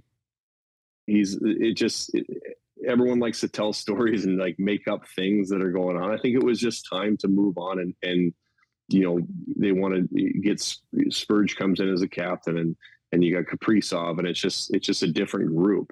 But you look at, Suits is playing great in Dallas, yeah. and Zach, scored 21 or 22 goals last year, and it was a great part of that team. And everyone you talk to says the same thing. I think it's just, it's one of those things. You're in Minnesota. Everything gets talked about a lot. I think it was more a time for change rather than like those guys were not cancers in the room mm-hmm. from my experience being there at all. Yeah, Jared Spurgeon, man, he's underrated. You know, I know he's dealing with some injury and stuff like that. But even when Mike Yeo came to St. Louis, like we'd even talk privately, like, hey, who's the best defenseman in Minnesota? He'd say Jared Spurgeon. He's our number one D-man. So I don't know if you agree with that. They were playing in front of you, so I don't know if you felt the same way. But, man, I've always liked him, you know, underrated. No, he's Mr. Reliable. Yeah. I played against him in junior too. I remember chirping him in junior when he was in Spokane. I said, I thought you had to be 16 to play in this league. He still looks like he's 14. He does. He looked like he was 10 at the time. Hey, did you have a temper? Like, would you ever lose your mind? There's a great highlight of slashing like Anders Lee and stuff like that. You got to hold him pretty good, idiot. Man. You know, you got to hold him pretty good on that one. Yeah, I got a lot of dumbass clips like that. I had a temper. It went away actually. The older I got, the more calm I got, sort of. But my dad always taught me. My dad was a goalie, and he's always like, if someone will stand in front of you, hack the shit out of them. Like this, just hell yeah. It's just what you do. And so that's just like from when I started playing goal when I was like 10 years old. Someone stands in front of me, I'm whacking them. I'm gonna hit them in the back. I'm gonna hit them in the back of the legs. And so I just always did it continuously. And it's funny, my first game ever in the WHL, I was 15. I was like 6'5", weighed $157 probably. I looked like an alien. And I don't know if Cam, if you remember the Lynch brothers, I think there was 5 of them that played in the Western League. Yeah. And a few of them played pro. Yeah, I've Doug heard Lynch. that. Yeah. There was, Doug Lynch, so man, he was traded. He was in the Pronger deal, I believe, man. When he from Edmonton, he came. He was supposed to be like the big dog in the trade. Jeff Wawicka also. Oh, that's right. That's right. And Eric Brewer came. Yes. Yep. And so there were 5 of them in the league, and I was 15. First game in Vancouver, like first shift, and he's standing in front of me, and I hit him so hard in the back of the legs because that's just what I thought I should do. And he turned around, full beard, grown man, and I was like 150 pounds, and he goes, "Touch me again, I'll rip your fucking head off." Ooh. And I was like, "Yes, sir. Won't happen again. My apologies." Damn right. Maybe we're not talking about the same Doug Lynch. Yeah, I think this guy is this a killer. Was not Doug. This is not Doug. There's like 5 of them in the league. They're all killers. Yeah, this is one of the Lynch brothers. Yeah, because Jamal Mayers. Doug I think was a D-man. Yeah, he was. And he and Jamal Mayers got in a training camp fight back when they had training camp fights, and Jammer opened him up pretty good under his eye. Oh, He really? had a big black eye, and he was all cut up. Yeah. So, no, this is not Doug. This is one of the other boys. And then I got, it's funny, I got into it with Landeskog the one time. Everyone always asks me about that because I ended up being, he's probably one of the best captains I've ever had. I mean, the guy's incredible. Yeah. And he was one of my best buddies when I got traded to Colorado. But I could not stand playing against him. And he just he drove me nuts. And you watch the clip and everyone's like, well, why'd you slash him? Like I whack him and then we kind of get into it and go behind the net. Nothing really happens, but and I'm like, I just saw 92 and my wires crossed and I just started swinging my stick. Like he didn't even do anything. He didn't bump me. I just saw 92 and started swinging. I'd be pissed at him too. He's got a little bit of everything. He's got beautiful hair. He's probably a model. Honestly, he's like, there's nothing bad about him. He's one of the best guys you'll ever meet too. Like he's just, he's amazing. I love the guy. And it's so I was there, this was during COVID and the team puts out, the guys coming off the bus and the team puts out photos of guys coming off. And so they take a picture and it's Landeskog and I'm like walking behind and I look like I look like a homeless guy that just like lost his house. I know at this point because, I don't have my family's not there. Like I should probably clean myself up a little bit, but my wife literally texts me and she goes, you should probably not get off the bus behind him anymore. And like she's not even being mean. She's dead serious. She's like, just stay away from Gabe because guy looks like a GQ model. He does, man. Coming off the bus. And he's tough. He's tough too. He does everything. Like I was saying last year, gosh, and it's so sad that he's not going to be there this year too. It's a different team with him in and out. Like when they won the cup, when he was gone for a bit before playoffs, and he comes back, like it is a different team with that guy on the roster. Oh my God. And I mean, there's not much better you can say about somebody, but the guy just does everything. Hey, who's the closest partner that you had, like your goaltending tandem, who you became closest with? It probably wasn't Bryzgalov. Maybe it was, man. Although we had him on. Talking aliens. The Grizzly Bear. You guys had him on here? Oh yeah. We had him. We had Sean Burke on too, man. You brought him up. Yeah. But, Burke's awesome. Yeah, we've had a bunch of goalies on. Like who? I can't imagine what the stuff that came out of Brizz's mouth. So I played with Briz in Edmonton. He would like in between periods, and I was younger. I mean, if I was older, this wouldn't bother me at all. But I was younger, and he'd be like talking to me about Russian airlines in between the first and the second period. I'm like, dude, what? What are you talking about? It's like, yeah, I wouldn't get on them. They're not safe. And I'm like, I'm not getting on a Russian airline. I'm trying to go play a period in the NHL. Like, what are you talking about right now? He's kind of right, though. I know. It's actually, he's right. It's for actually sure. good. Like, it's actually talk good to me, advice. Talk to me at practice tomorrow. Let's bring it up tomorrow. Bring it up we can tomorrow. sit down at breakfast and talk about Russian airlines, but maybe not in between the first and second period of a hockey game. I get that. Hey, man, I like watching you on NHL Now. How'd that all come together? You're good on there, dude. Yeah, thanks. Thank you. Yeah, honestly, it's I never like thought of it really. It was so not last year, obviously the year before. I was sitting there watching the show and playoffs, and I was like, I think I could do that pretty good. And I've been bored all winter. I played a little bit in the American League, thinking I was going to play in the Olympics. Never came out, so then just stopped playing entirely. It'd been a long winter, and so I called Liut and asked if he knew anyone over there. Got in touch with them, got on a Zoom call, and I don't, just from playing, and I'd done so many interviews with NHL Network, whether it's on the ring or the rink cam. They don't do that anymore, I don't think. No. But the thing under the jumbotron, and just like I knew so many people over there that it was very smooth, and it was in the middle of the playoffs, and they're like, "Yeah, sure, come on down."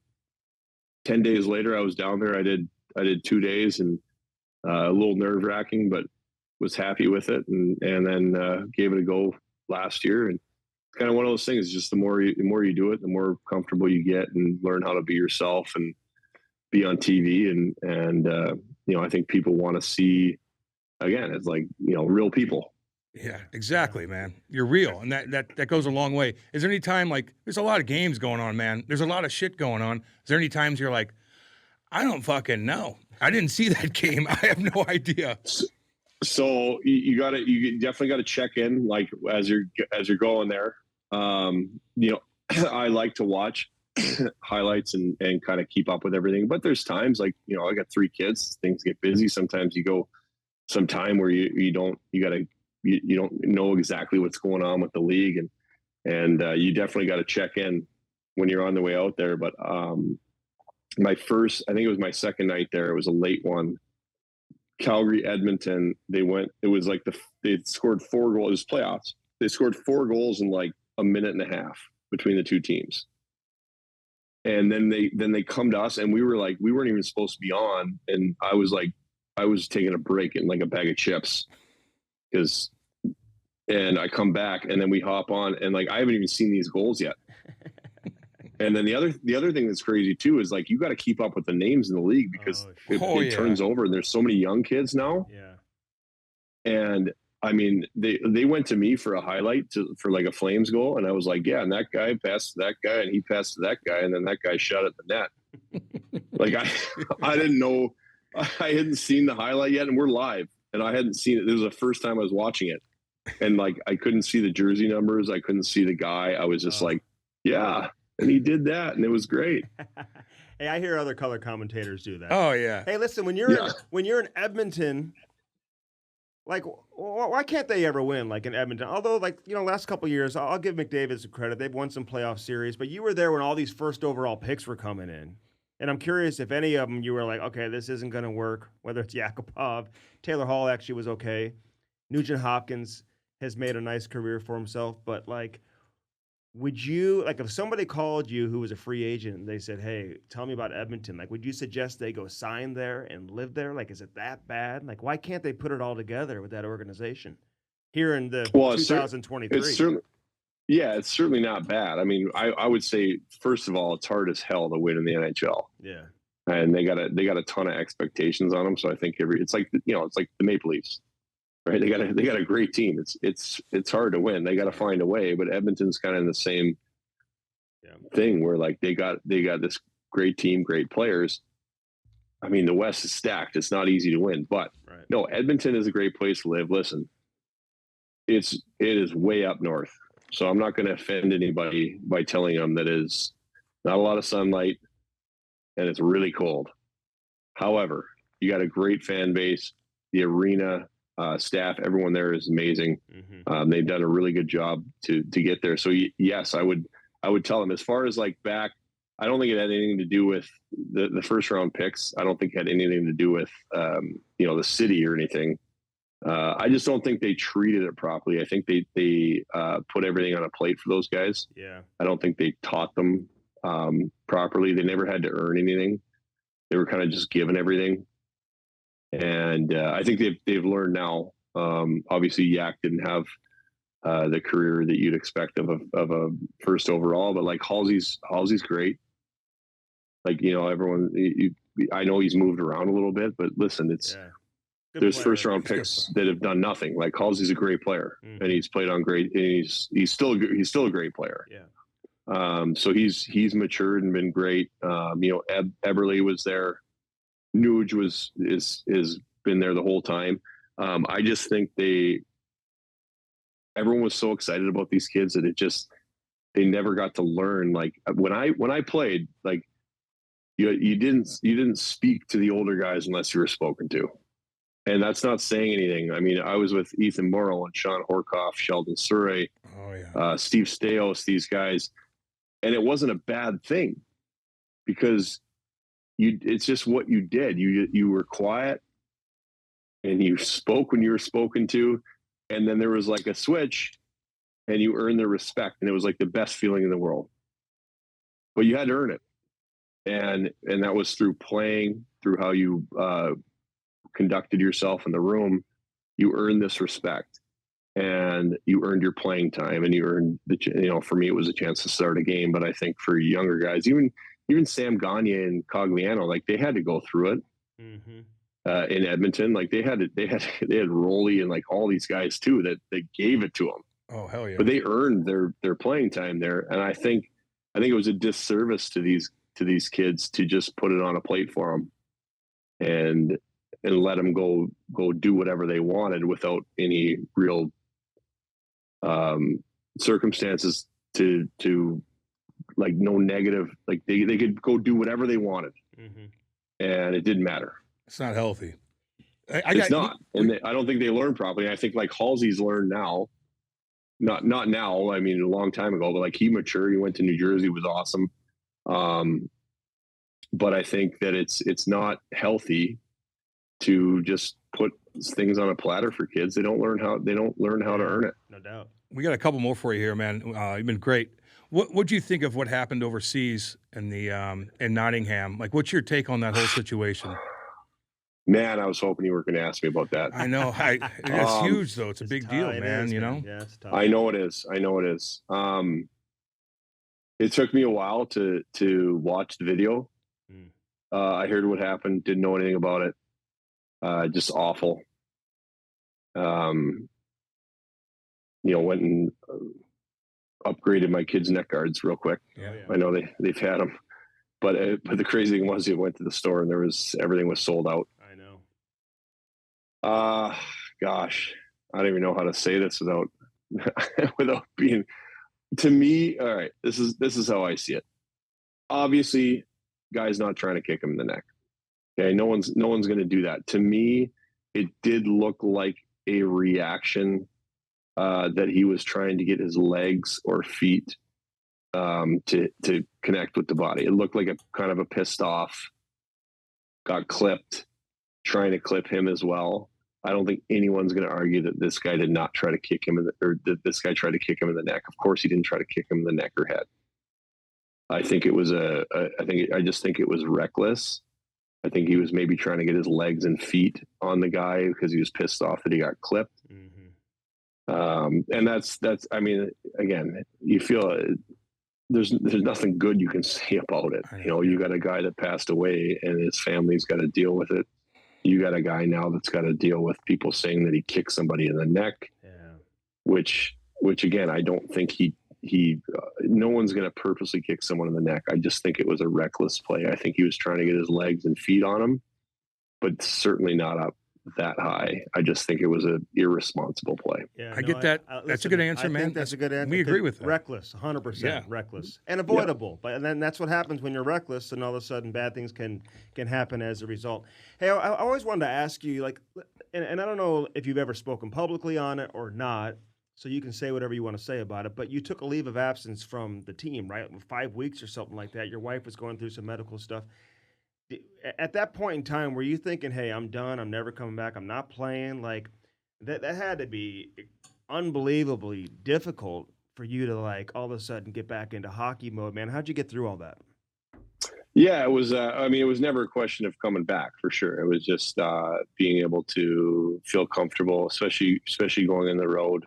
Again, we had 3 kids. They're older now. They were younger then. Being okay with leaving. And, you go home, you go away for a long time, and just being comfortable with that. And then, just being able to go play and not think about it. And that was, even when you come back, and I've always been a guy that, like, when I play, I'm very, like, I don't take it too seriously. The more kind of simple I can make it, like, we're just playing a game. So, I didn't let, like, that's not going to bother me too much that way, but it was hard to get back into it, because you're just, man, it's like things just happen in a, like, instant, and everything changes. And, she's great. We're fortunate. Craig Leopold was amazing, helping us. We had the Mayo Clinic here. Fortunately, it's an hour and a half from the Twin Cities. And Craig Leopold helped out a ton, and we're fortunate. Everything's great. I don't want to dive too much into it for her privacy, obviously. But we're good. She's good. But man, it's like things change in a snap of your fingers. Like, come home from a game in Buffalo, and all of a sudden everything's changed, and I was out for 5 weeks. Excuse me. So. Never thought I was, never was like thinking that was it at all. It just, even going, the hardest thing was going back on the road again after that, and just trying to be comfortable being away from home. But very fortunate that my mother-in-law came out and spent a ton of time out here, and she's amazing. So it was comfortable knowing that she was here. Listen, I know we're bouncing all over the place here, but I know you were a player rep, and you were pretty vocal about this whole bubble situation. Like, and Cam and I have been too. When that whole thing was going down, did it end up being better than you thought it was? And how do you think Don Fehr kind of handled that whole situation? How do you look at the transition now with Marty Walsh taking over the PA? Like, what's your opinion of Don and getting back to the whole, like, bubble situation? I know a couple guys were like, what are we doing here? This, like, doesn't make any sense.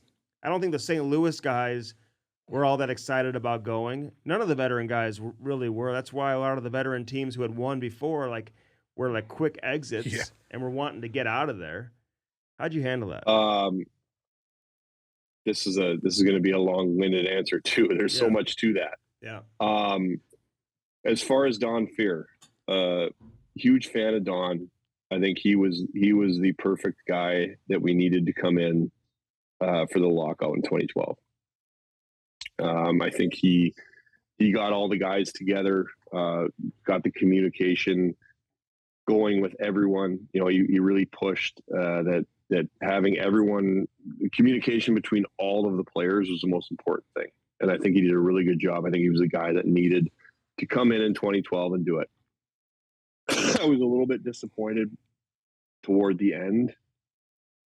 And that's not even really a knock on him as much as, like, I mean, he's older. Like, it was impressive that he stuck around as long as he did.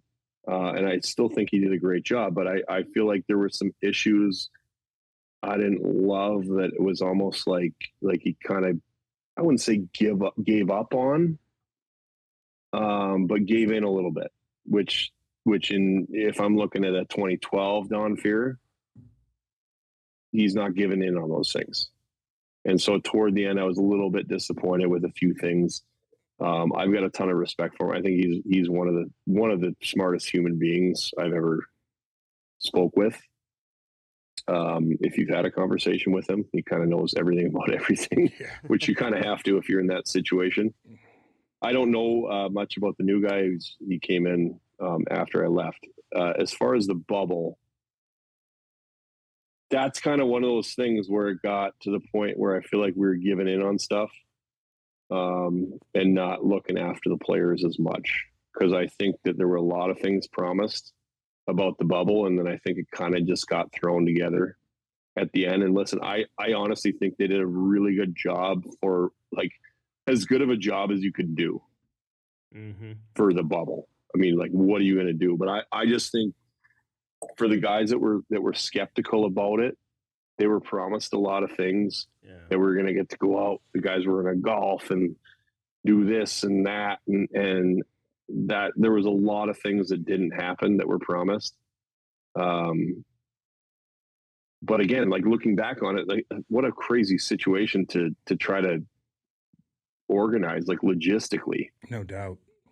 And they did get it done. I just think that there were things promised that didn't come through, and there was a little bit of give there. And then again, even with the new CBA and negotiations going into the new COVID year, I just felt like the pushback, the hard, looking after the players thing, pushback wasn't quite the same as it was in 2012. And yeah, I mean, like I said, it's a long-winded story, but I got kind of both sides.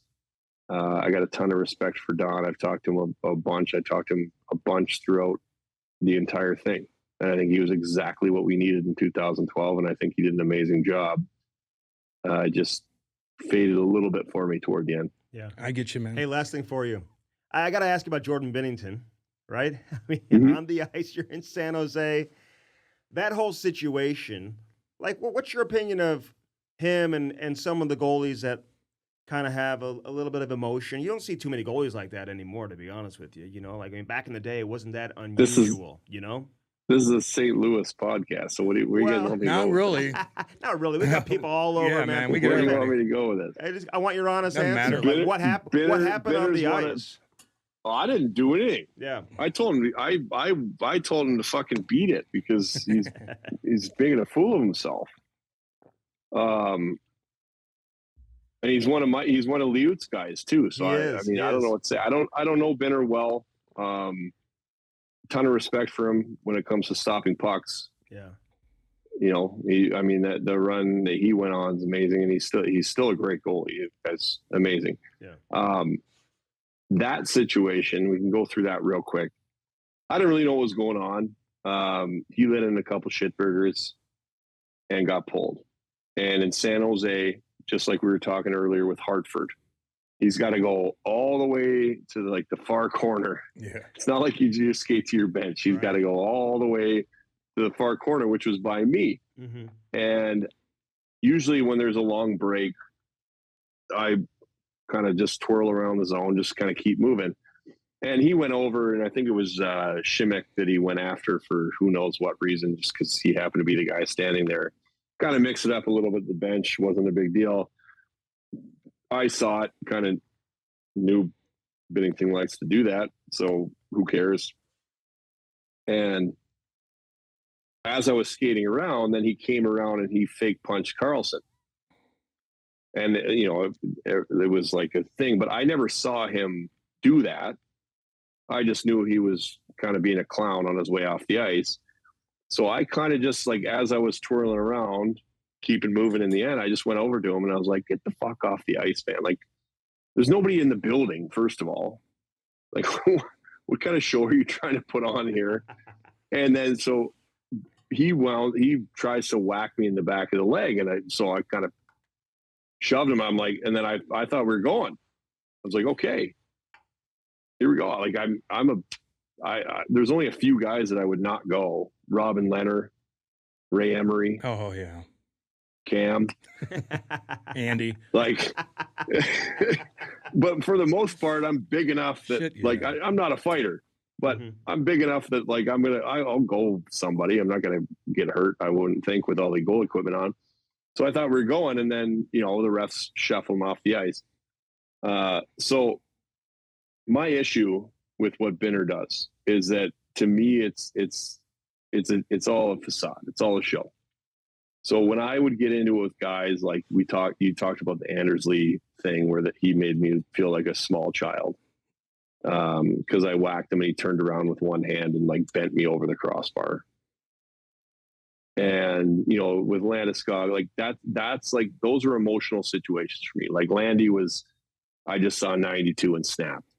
Anders Lee, I don't even know if it was him, but I snapped because I thought it was a reckless play. I went to my post and somebody came across and clipped me like in the head with their leg. And that kind of made me snap. And it was like emotional. You're doing it out of emotion and your wires crossed. To me, watching Bennington it's always the same story. He's playing like shit. He's getting scored on. And then he puts on a show. And it's all fake to me, because he never actually gets involved with anybody. It's always between whistles, rubbing up in someone's face. Linesmen are in there coming and yelling at somebody. Like even last year, or my last year in Colorado at the end of the year, him coming down and like yelling at Grubauer. And I'm just like, in my mind, again, I'm not tough. Cam, you are. To me, it's like, show me something. If you're going to keep putting this show on, show me something. No shit. Like, I don't want a show. If you get run into, like if you get clipped or whatever and you snap, go for it. But don't do it because you're letting in goals and you're getting pulled. And to me, it's always the same show with Binner, that he's not playing well, or the team's not playing well. He's letting in goals. He's going to get pulled, and then the show begins. I thought they would let him and Flower go last year. I thought he and Flower, which would have been awesome. Yeah, I know. Yeah. They should have let him go. Benner would get his ass kicked. Yeah, I think he'd get his ass kicked. He's scanny, but he is all talk. That's a good answer. That's what when everyone asked me after the San Jose thing, I'm like, yeah, I would have sat on his chest. Like I got 100 pounds on him. Yeah, I know. And that might not even be exaggerating. Like, you look good though. You look good. I want to see something. I want to see I want it to be genuine for him. That. Yeah, because to me, it's not genuine. It's a show. Well, maybe he's going to listen now, and maybe he's going to fight the next time he goes out and plays. Yeah, no doubt. Because he does listen occasionally. Great. But yeah, he is a great goalie. But I think everyone, to be honest, I don't think I'm alone in that assessment. Yeah. No, you're not. No, you're probably not. Man. Yeah. Hey, you've been great, man. We appreciate you coming on, dude. Seriously. Yo, thanks, guys. And keep doing good job. Hey, you're great to watch, man, on NHL now, dude. You really are. You made some great saves. The McDavid save in the All-Star game is one of them. And I always thought you were Finnish. Cam thought you were from Finland. I know. I'm an idiot. I'm an idiot. I'm just going to say. That's okay. No, just born in Regina. Just a little different. Yeah, a little different. So the McDavid save it's hilarious. I'm gonna save that for my kids forever, because they're always they always talk about McDavid. I'm like, you watch this shit. You made another one against Nashville too, which was like crazy. Yeah. Oh yes, that was against Grambling. Yeah. No, that's kind of the old school. Like I was, I always had a little old school in me.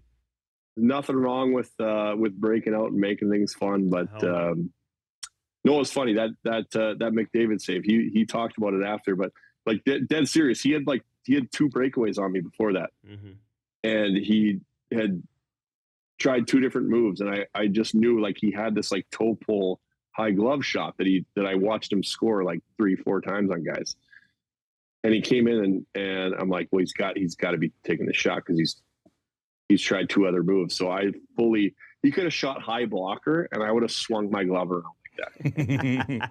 It was a full sellout on that glove save. Put on a show, man. It's the All-Star game. Put on a show. I I got YouTube. I will show my kids that until they don't want to watch it anymore. And we're going to make a highlight reel out of you anyway, so we're going to be pumping your tires up. Yeah. Hey, we appreciate it, Devin, dude. Seriously, good luck with everything, and we'll talk soon, my man. Thank you, guys. All the best, absolutely. man. Have me whenever you guys want. Let Awesome. me know. I am just hanging out at home. So I got you. You're beautiful. Big home, by the way, with lovely ceilings and walls. Hey, and the Wi-Fi is good in that room, no too, shit. so we like that. All right, big dog. Do your thing. All the best, man. All right.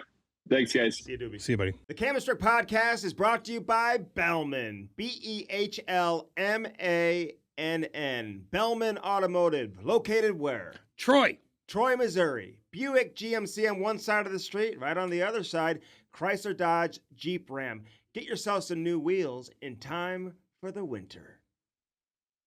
That was Devan Dubnyk, baby. I like Doobie. Give Maddie a shout out over there. Maddie, what's up back there, man? What up, baby? I'm going to be with video games. You almost gave this guy a poor heart attack a few minutes ago. I know. Talking about I love things. this.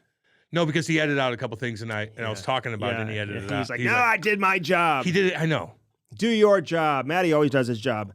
Give a big shout out to Alex as well, man. Everybody here at Half Coast Studios. What's I up? want to call it Half Coast Records. Like if I was a rap star, I'd be like, dude, I'm with Half Coast Records. Yeah, and they'd rip you the fuck off so bad. Half Coast Rec, like Suge Knight. They'd be like holding you like they did with what's his name from the 90s, Vanilla Ice. They'd be holding you over a balcony, getting all your money. They did that to him? Yeah, dude. They Who tortured did that him. to him? Suge Knight, dude. To Vanilla Ice? Yeah, man. They held him over the balcony? Uh-huh. Says who? Vanilla Ice and Suge Knight. Yeah, they did, dude. No They tortured that way. motherfucker. Is that on video? No, but it's a Dude, Suge Knight is he's in hardcore, prison, dude. He's hardcore. He's a big boy, too. Yeah, I know. He's scary. Those guys scare me because they're unpredictable. Like know he will that go to jail and run show in jail too. I think he's running the show in jail. Yeah, he could run his business in jail. So those are the guys that are scary. The ones that don't give a fuck. But and I think they'll kill he's you. in jail for all kinds of stuff, dude. dozens and dozens and dozens of years. Of just he ripping from racketeering, who knows, to murder, to theft. Who the They dude. found the guy who murdered Tupac. Yeah, they did and they didn't. I don't know. I don't know about that. Well, what whole does that thing. mean? Well, did they arrest him? Yeah. Is he? Yeah, they arrested the guy. Okay. You didn't hear about that? No, I did, but I thought that this has been going on for quite some It time. has been, but I don't know if the guy did it or not. I don't know. What if he didn't do it? I told you that's the worst thing you can do to somebody. He was bragging about it, wasn't he? Was he? Yeah. Suge had some issues with Dr. Dre back in the day. He was very prominent. And Snoop. Oh yeah, he was very prominent in the NWA movie. Yeah, no, he's straight up. That's a straight up gangster. Yeah, right there. dude, Fuck that. I know. Get away from that. Takes dude. one to know one. And he'd rip you off. Yeah, that's so embarrassing for you to say that. You know what I mean? What? That I'm gangster? Yeah, like you act like you did grow up in some sort of projects, and you did. You know what I mean? Pretty much. No, you didn't. Dude, You're lying like people are gonna chirp the shit out of you. my for that. neighborhood was called Robinwood West. Cool. That was hardcore back No, then. it wasn't though. That's the thing. Like it wasn't. It's like again, like you're like I'm from the mean streets of Saskatchewan. It's a hard living up there, but it's Could not be. like hardcore where you're gonna. I get see shot. some of these dudes coming from hardcore Canada. Where's a hardcore Canada? Kelowna. Wherever it's cold. I think Kelowna. has Wherever some, it's cold as shit. I think snows a Kelowna lot. has crime, man. I think Kelowna's got some crime. Really? Yeah. What I think it's kind a of big crime? drug port, and I think there's a Really? lot of bikers there too. In Oh, there Kelowna. might And, be. Yeah, I'm gonna go there. Vancouver's got crime. I'll let you know. Vancouver's far got as a the- lot of crime. but the gun crime is just not. Toronto's got a lot of crime. Yeah, petty crime and stuff like that. Some Dude, stabbings. the other day, 2 people walking down the street with a baby, and this guy in the Central West End, which is this area in St. Louis, and it used to be really nice. It still is very nice, but unfortunately, there's a lot of crime there. And this guy just goes and tries to attack the woman. The boyfriend starts fighting him, like fist fighting in the streets. They end up arresting the guy, but he had attacked multiple people walking down the street. and it happens every single day. Have you ever been attacked? Almost. Yeah. I mean, I've been through some weird shit when I was in my heyday downtown all the time. You know, like just weird shit. You know, when you're in the mix, doing shit. Have like you ever been attacked? Yeah. Oh, really? What happened? Well, they tried to intimidate, Mm-hmm. and we didn't take it. And they act like they had guns, and they didn't. And we got lucky. I got attacked a couple of times. Told you about that one guy who had the tattoos all over his face and his neck. Well, that's a telltale sign. Like back in the day when nobody had tattoos on their neck. Everybody's and face. like, I can't believe he can't get a job. Well, he's got fucking teardrops under his eyes. What do you expect? God. You know what I mean? If you have face tattoos, you better play in the MLB or be a fucking actor or UFC. Because if not, you're not going to get hired. Or a baseball catcher. Yeah, Yadier Molina. You could have fucking whatever because you're Yadier Molina. If I'm being attacked by a guy with tattoos on his face and I called you. How are you going to do that? You're so unrealistic with Cam, stupid things. help Like me. you can tell you're sheltered because it just doesn't make sense on What do you mean? If I'm getting attacked and I called you, like you can't make a phone call when you're getting attacked because that guy's going to knock you out. Do you know that the and he's guy, going to steal your phone? that undercover cop at the trunk or treat, the Kirkwood trunk or Yeah, treat, he shot the ding ding he ding. shot and he was going My crazy. buddy's the one that showing, tackled him. he was showing his, okay, hang on. He was showing his gun Mm-hmm. and saying crazy things like everyone here is going to die and stuff like that. Yep. He was tackled by like multiple people. True heroes. Yeah. He like could have potentially saved the lives of dozens and dozens of kids and adults. So you know the guy, one of the Yep. guys who tackled him? Yep. Do I know him too? Yeah. Really? Mhm. Yeah. I just did a thing with him over the weekend. Wow. Yeah, he was there. And the guy had, I think Is he just, he a big tough guy, the guy who No. attacked him? not at all. But this ex-cop, he's in jail now, but He's, his dad was he's a big, ex now, but he's he a da- wasn't ex at the I know, time. his dad was a big dog too. So it's Prosecutor. very embarrassing for the family. Oh, God. But he was at a trunk or treat and he just went nuts because his ex-wife was there with another boyfriend. He couldn't handle it. Oh, Who knows what he's really? going through? Yeah. That's what'll put you over the edge. Well, dude. yeah. Because she divorced him back in March. Mm-hmm. So he lost it. He didn't kill anybody, but he was acting psycho. And anytime there's a hero that gets involved to try to save somebody's life, in my opinion, you should, and that not necessarily my buddy there, because that was, but if you go on like this, like I said this before, this Domino's driver, a kid, like 22 years old, just trying to fucking grind it, man. And he pulls up and there's a house burning, and he goes in there and saves 3 girls. Oh, 3 little. that's a hero. Are you kidding me? You don't pay taxes. Forever. You don't pay taxes. Fuck that. Would that be enough? Or Why not just give him like or $5 million? or whatever. Like, if you're, I don't know how that works because then people are going to try to be Superman and they're going to get caught in jams. But if just like spur of the moment, you go and save somebody's life. I know I guess he got a what's it called? The fund, GoFundMe. Mm-hmm. I think there's a good GoFundMe page for him and he made like $1 million. So that's good enough. But like that needs to happen. If you save somebody's life like that, just out of the blue, you're a fucking Domino's driver, man. You don't know what you're doing and you went into a burning fucking You're house. a hero. You're getting a key to the city. We're going to pump this whole thing up. Everybody's going to talk about you in St. Louis on the radio. They're going to pump up your GoFundMe and you're going to be a millionaire. That's what you get. That's what you get. Spur of the moment. $1 million. Saving a life. You get a fucking $1 million. I want more than that. Or $2 million. You ain't saving anybody's life, brother. Hold on. You are the last So person. what's the story? They attacked the what? guy with the gun. So how'd they do it? They jumped. How'd they bring? But They how do you they go, jump? what are you doing? What are you how do doing? What are you doing? jump- A guy jumped and boom, boom, How boom. do you boom. jump a guy with a gun? I don't know, Andy. Because I he wasn't there. could like shoot you when He you could, jump him. but that's where the balls come in. You know what I mean? And like that's tough. Like if I'm there with Kate, like I'm gonna have to hide her out first before I try to make a move Yeah, on the I guy. know. You know what I mean? Well, I've seen But you. Kate, I've seen what you do in these type of situations. I've saved guys' lives before. You know, I actually did. I've told a story. Somebody was drowning. Yeah, and I fucking saved him. You were a kid at the time. I mean, someone saved my life. Okay, too. so I'm a kid, so I saved him. I know, but No one that's- else would have been able to That's do not that. saving hundreds and hundreds of people at a public event from a guy It's who's brandishing It's a a gun. life. It's a life, man. I went down and fucking was drunk. Well, okay, and I went but and I picked him up and I dropped I'm not him. so sure What are you you should talking about? qualify for the tax-free lifestyle. And then no, hell no, not with that. Yeah. That's stupid on stupid. Yeah. Why are you there? Why are you fucking climbing up a cliff to jump off it? That's stupid. Yeah. Those kids had nothing to do with that fire. Yeah. Those kids are stuck in there, and this kid that doesn't know anything Okay, goes but in what there. about the guys that attacked the cop who was shooting shots in the air? Should they get tax-free No. life? No? That's the tricky part, Andy. That's a good question. I'm not chirping you. That's a good I'm question. just saying, Is that enough? I just find whoever did Was that. he? Wait. Was he? He wasn't shooting at anybody, and I think he was just being loud. So there's different variants. Like there's different variables. Like I don't know. It's a good question. It's a good question because people are going to go out of their way to act like they did something to get their GoFundMe page, I'm right? surprised Like, the cop wouldn't know how to fight off all these guys. I think he with probably his- just gave with up. Like, his I'm training. I got demons, man. Take me. Oh, Like, take really? me. Yeah. You know, Take because if he me. wanted to kill somebody, he would have done it. Did I think the- that he's just like, oh, I hate it. I'm watching my wife with a guy. Like, do Jewish. And the guy's like, boom. I was like, okay. Did the ex-wife? Was she one of the ones that attacked him? No. I don't know, Andy. Man, now you're getting too detailed with stupid questions. Okay.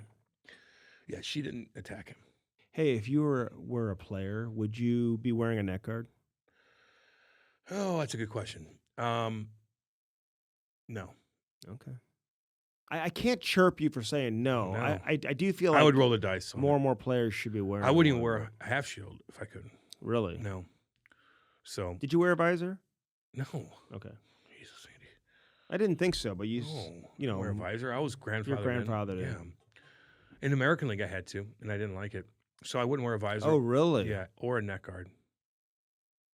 Me. Do you But if it's wear a mandatory, I would- visor when you're out there playing with me and stuff? No. Oh, you But should I should now. with the dipshits Yeah, you should. that fucking swing their stick around. They don't know how to control You're their not getting stick. paid to play now. And buddy. you guys, like, the guys that don't know what they're doing, like, sticks are high, and they go in, and they try to, like, lift somebody's stick, and they catch you in your chin. Like, those are, or they're on the blue line, and the puck's rolling, they're like, "Hey!" And they take a slap shot Do at the you blue think, like back in the day when players did not wear helmets and, the stick control was pretty good? It was great, actually. Guys weren't taking, sticks to the head. Yeah. Then when they started wearing helmets is when all of a sudden a lot of these stick infractions were more prevalent and guys were taking sticks to the eye and to the face and to the head and guys were getting careless with their sticks. Do you feel like neck guards could have a similar result where guys are going to be more careless now with No. a player? Okay. No, I had a not even former close. player break it down to me like that, No. and I said what you're saying. I'm like, I just don't see that happening. No, not at all. Not at all. And I think a lot of now there's college kids. Like these college teams are better than junior teams. Oh. Their college kids are getting drafted. The college kids are playing in the NHL way more, and they all wear cages. And when you wear a cage for that long, and you're going into the corner, you're going in head first on everything. And when you have a cage on and somebody else has a cage on, you're a little bit more loosey-goosey with your stick. And so maybe that has something to do with it when these college kids come out. Now they're playing against guys that have their face shown. I got to give revealed. a shout out to the Mizzou, University of Missouri club hockey team. They were playing a game over the weekend, I believe, against the club team from the University of Nebraska, Omaha, UNO. And there were somebody, a Mizzou player hit a Nebraska Omaha player. The kid broke his jaw. He was knocked out, unconscious, super bad concussion, bleeding in the brain. Cam. Hey, okay, yeah. So I believe he's still in a hospital. And there is a GoFundMe that's been set up for this kid. His mom, wrote a very heartwarming message. The kid who's in the hospital, his mom, about the hockey community and how the hockey community steps up and all this. And So GoFundMe page on like so just go, social media? just go on Twitter, search UNO Club Hockey. You can search Mizzou Club Hockey as well, and I think all the information is on both of their Twitter accounts, Okay. and maybe Instagram as well. And the club hockey thing too. That sucks, man. Yeah, That sucks. It happens. Like look, it happened in alumni skates. Like hockey's dangerous, dude. It's a dangerous sport. You get tripped up. You get a puck in the face. I mean, there's so many ways to get hurt. You get stepped on. yeah. Didn't Ty get stepped on in the locker Oh room? my God! Last night, Jesus Christ. I mean, he's getting undressed after practice, just taking his gear off. And the kid sitting next to him, I mean, obviously it's an accident, but the kid sitting next to him Stepped on his- stands up and steps right on his Oh, toes with his skates on. Good God. My kid was in so much pain. I was so scared to see what his foot looked like Did he have the when he had the no-cut skates. skate? Or no, I mean, the socks. Yeah. No, he did. Wow, that's interesting. You bring. I didn't even think about Yeah. that. Because I wear those.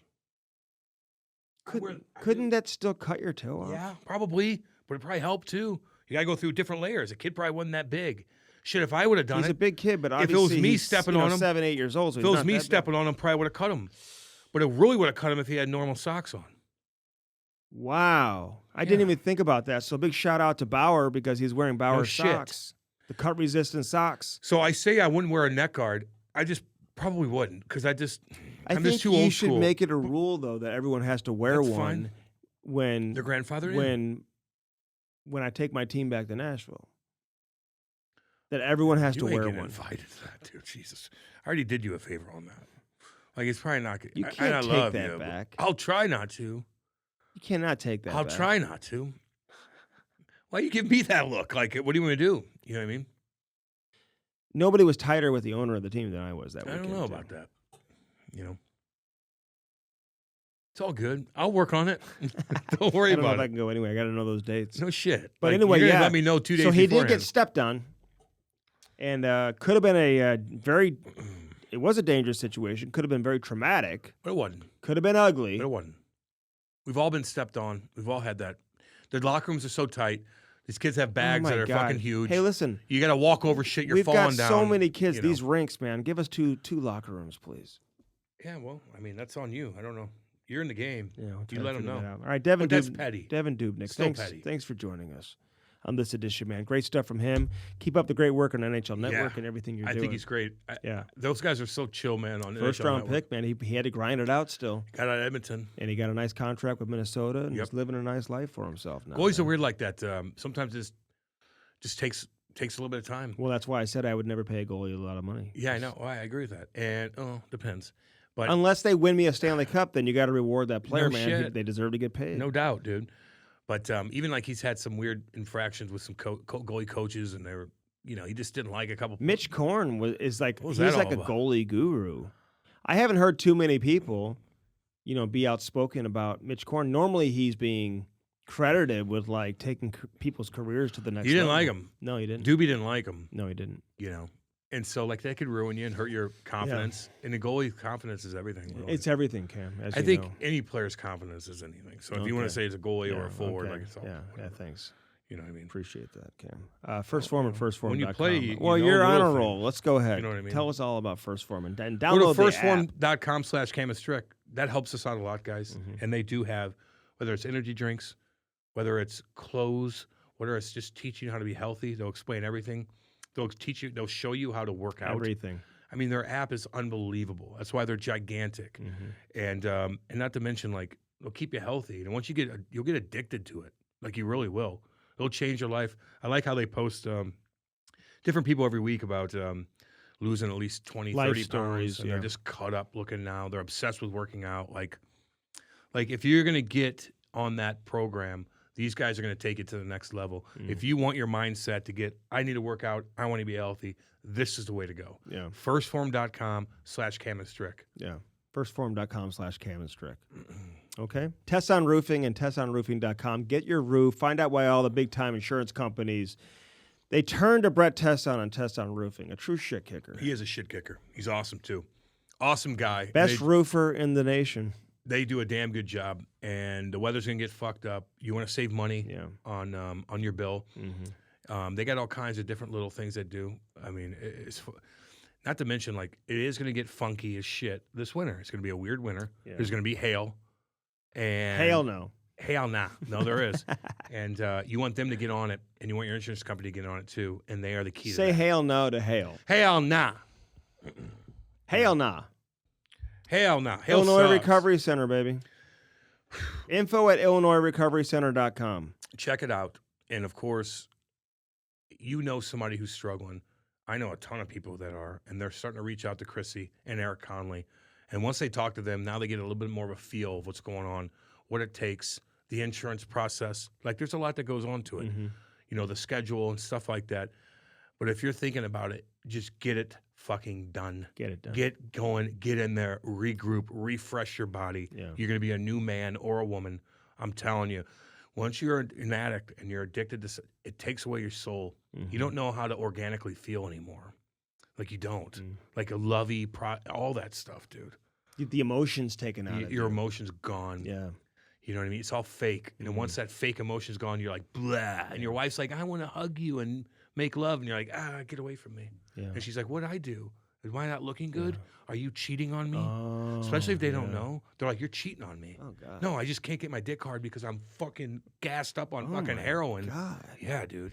Your girl's going to be like, what do I not look good? And she's going to be fucking self-deprecating. She's going to be like, what the hell's going on with me? IllinoisRecoveryCenter.com. IRC, baby. Just get it done. 800-743-0971. Get it done. Get it done, man. SparksandSparks.com, Cam. That's another thing, man. Simplify your life. Why have dipshit boy sharpen your skates? Doesn't make any sense. Seth. Oh, God, who knows what he's doing? God. He's got blood on his hands. Now you got DNA on your fucking my skates. Not only do you have a shitty sharpening, he's got DNA after that body he fucking tossed in the river the night before. Now it's on your skates. Now you got to go through the process. Your kid toe picks, busts his AC joint out. Yeah. The cops come. They're like, why is there DNA from Oh, my fuckboy God. from this? At the hockey shop? Who knows what he did the night before? Now you're tied into a murder mystery. Oh, my Fuck God. that. Okay. There's a lot to uncover here. A lot to unpack on that one. A lot of yeah, layers. I know. A lot of layers. Stay away from it. Just get a Sparks and sharpen your own Stay away skates. from it. And avoid that at all costs. And you're going to produce and you're going to be a better player because of it, honestly. It's going to make you a better player. It's going to increase your performance. Find out why just about every NHL team in the league uses a Sparks. Because they do. They do, yeah. Yeah. Simplify your life. Simplify it. Bellman and Bellman.com, Cam. At Bellman, you get no one. Swinging dicks. Where are they located? Troy. Say out of Dale. Dale. Danny boy? God damn it, Danny. What'd I tell you? About Kenny. Hey, Kenny. What's going on, man? Dale? I said hi. To Dale? Yes. And Danny? Yes. And Kenny? And Kenny. Okay. God damn it. In Troy, they got the Buick GMC on one side of the street. On the other side is Chrysler, Dodge, Jeep, Ram, Cam. They've got something for everybody. Whenever I exchange this All Gladiator, I want to get a fucking shit-kicking Dodge. I want to get a shit kicker for the wintertime, baby. Charger? I told you all this nasty weather's coming. No. I want a fucking 250 shit-kicking Dodge Ram truck, club cab, badass. That's what I want for the wintertime, Danny boy. I'm just letting you know. Okay. No big deal. I like the Jeep, but I want the shit kicker. Yeah. You know. Good idea. I know. I want to take that thing down to Big Cedar Lodge. There's like hills I got to go That's through. the only place I it want goes. shit kicker. Doesn't go anywhere else. I don't like flying. And he goes to Cape Cod and brags about it for 5 weeks straight. No one gives a fuck. He goes to tourist spots and brags about it, like you're in some island in the middle of nowhere and you're finding treasure. He didn't do shit. Hung out with a bunch of yuppies. He didn't even eat good food because you don't eat food. So what'd you do there? Nothing. I ate a lot. Except for brag about it. And went on a couple of ferries and explored a lot of history there, Cam. A ton of history. Good. You need to learn some shit. Saw Jason Garrett in Nantucket Exactly as well. right. Yeah. Hanging out. I did a lot of things. He doesn't talk to the fishermen. He talks to the fucking football I did coach. talk to the fishermen. He doesn't talk to he doesn't talk to the blue collar folk. Doesn't ask them about how their day's going. Where's Jason Garrett? We're the rich folk. I want to talk to them about my portfolio. Hey, why don't you talk to the shit kickers, my man? source says no one says blue collar anymore. You need to stop saying that. Your source. At the racket club? Hey. They know what's up. They know what's up. You know who else knows what's up? Anybody who's followed us on social media, Twitter, Instagram, TikTok, Facebook. Follow our YouTube, baby. Follow our YouTube. Hey, can you subscribe to our YouTube? I want everyone out there to subscribe. Cam Strick YouTube. Just type it in. Boom. YouTube, Cam Strick. Everyone needs to subscribe and tell your friends and your neighbors and everybody. And follow us on all the social media channels, man. We appreciate all the support. Love all you guys. Man. We're having fun here. Yep. Appreciate all our friends over there with Half Coast Studios. Matty Boy in the back. Brody's still doing his thing, man, on social media. And Jason and everybody. It's a team effort. Yeah, it is. Here on the Cam Strick Podcast. Love you guys. What's up? All y'all, reach out to me if you need anything. Bam. Reach out to me. Yeah. Okay. Until next time.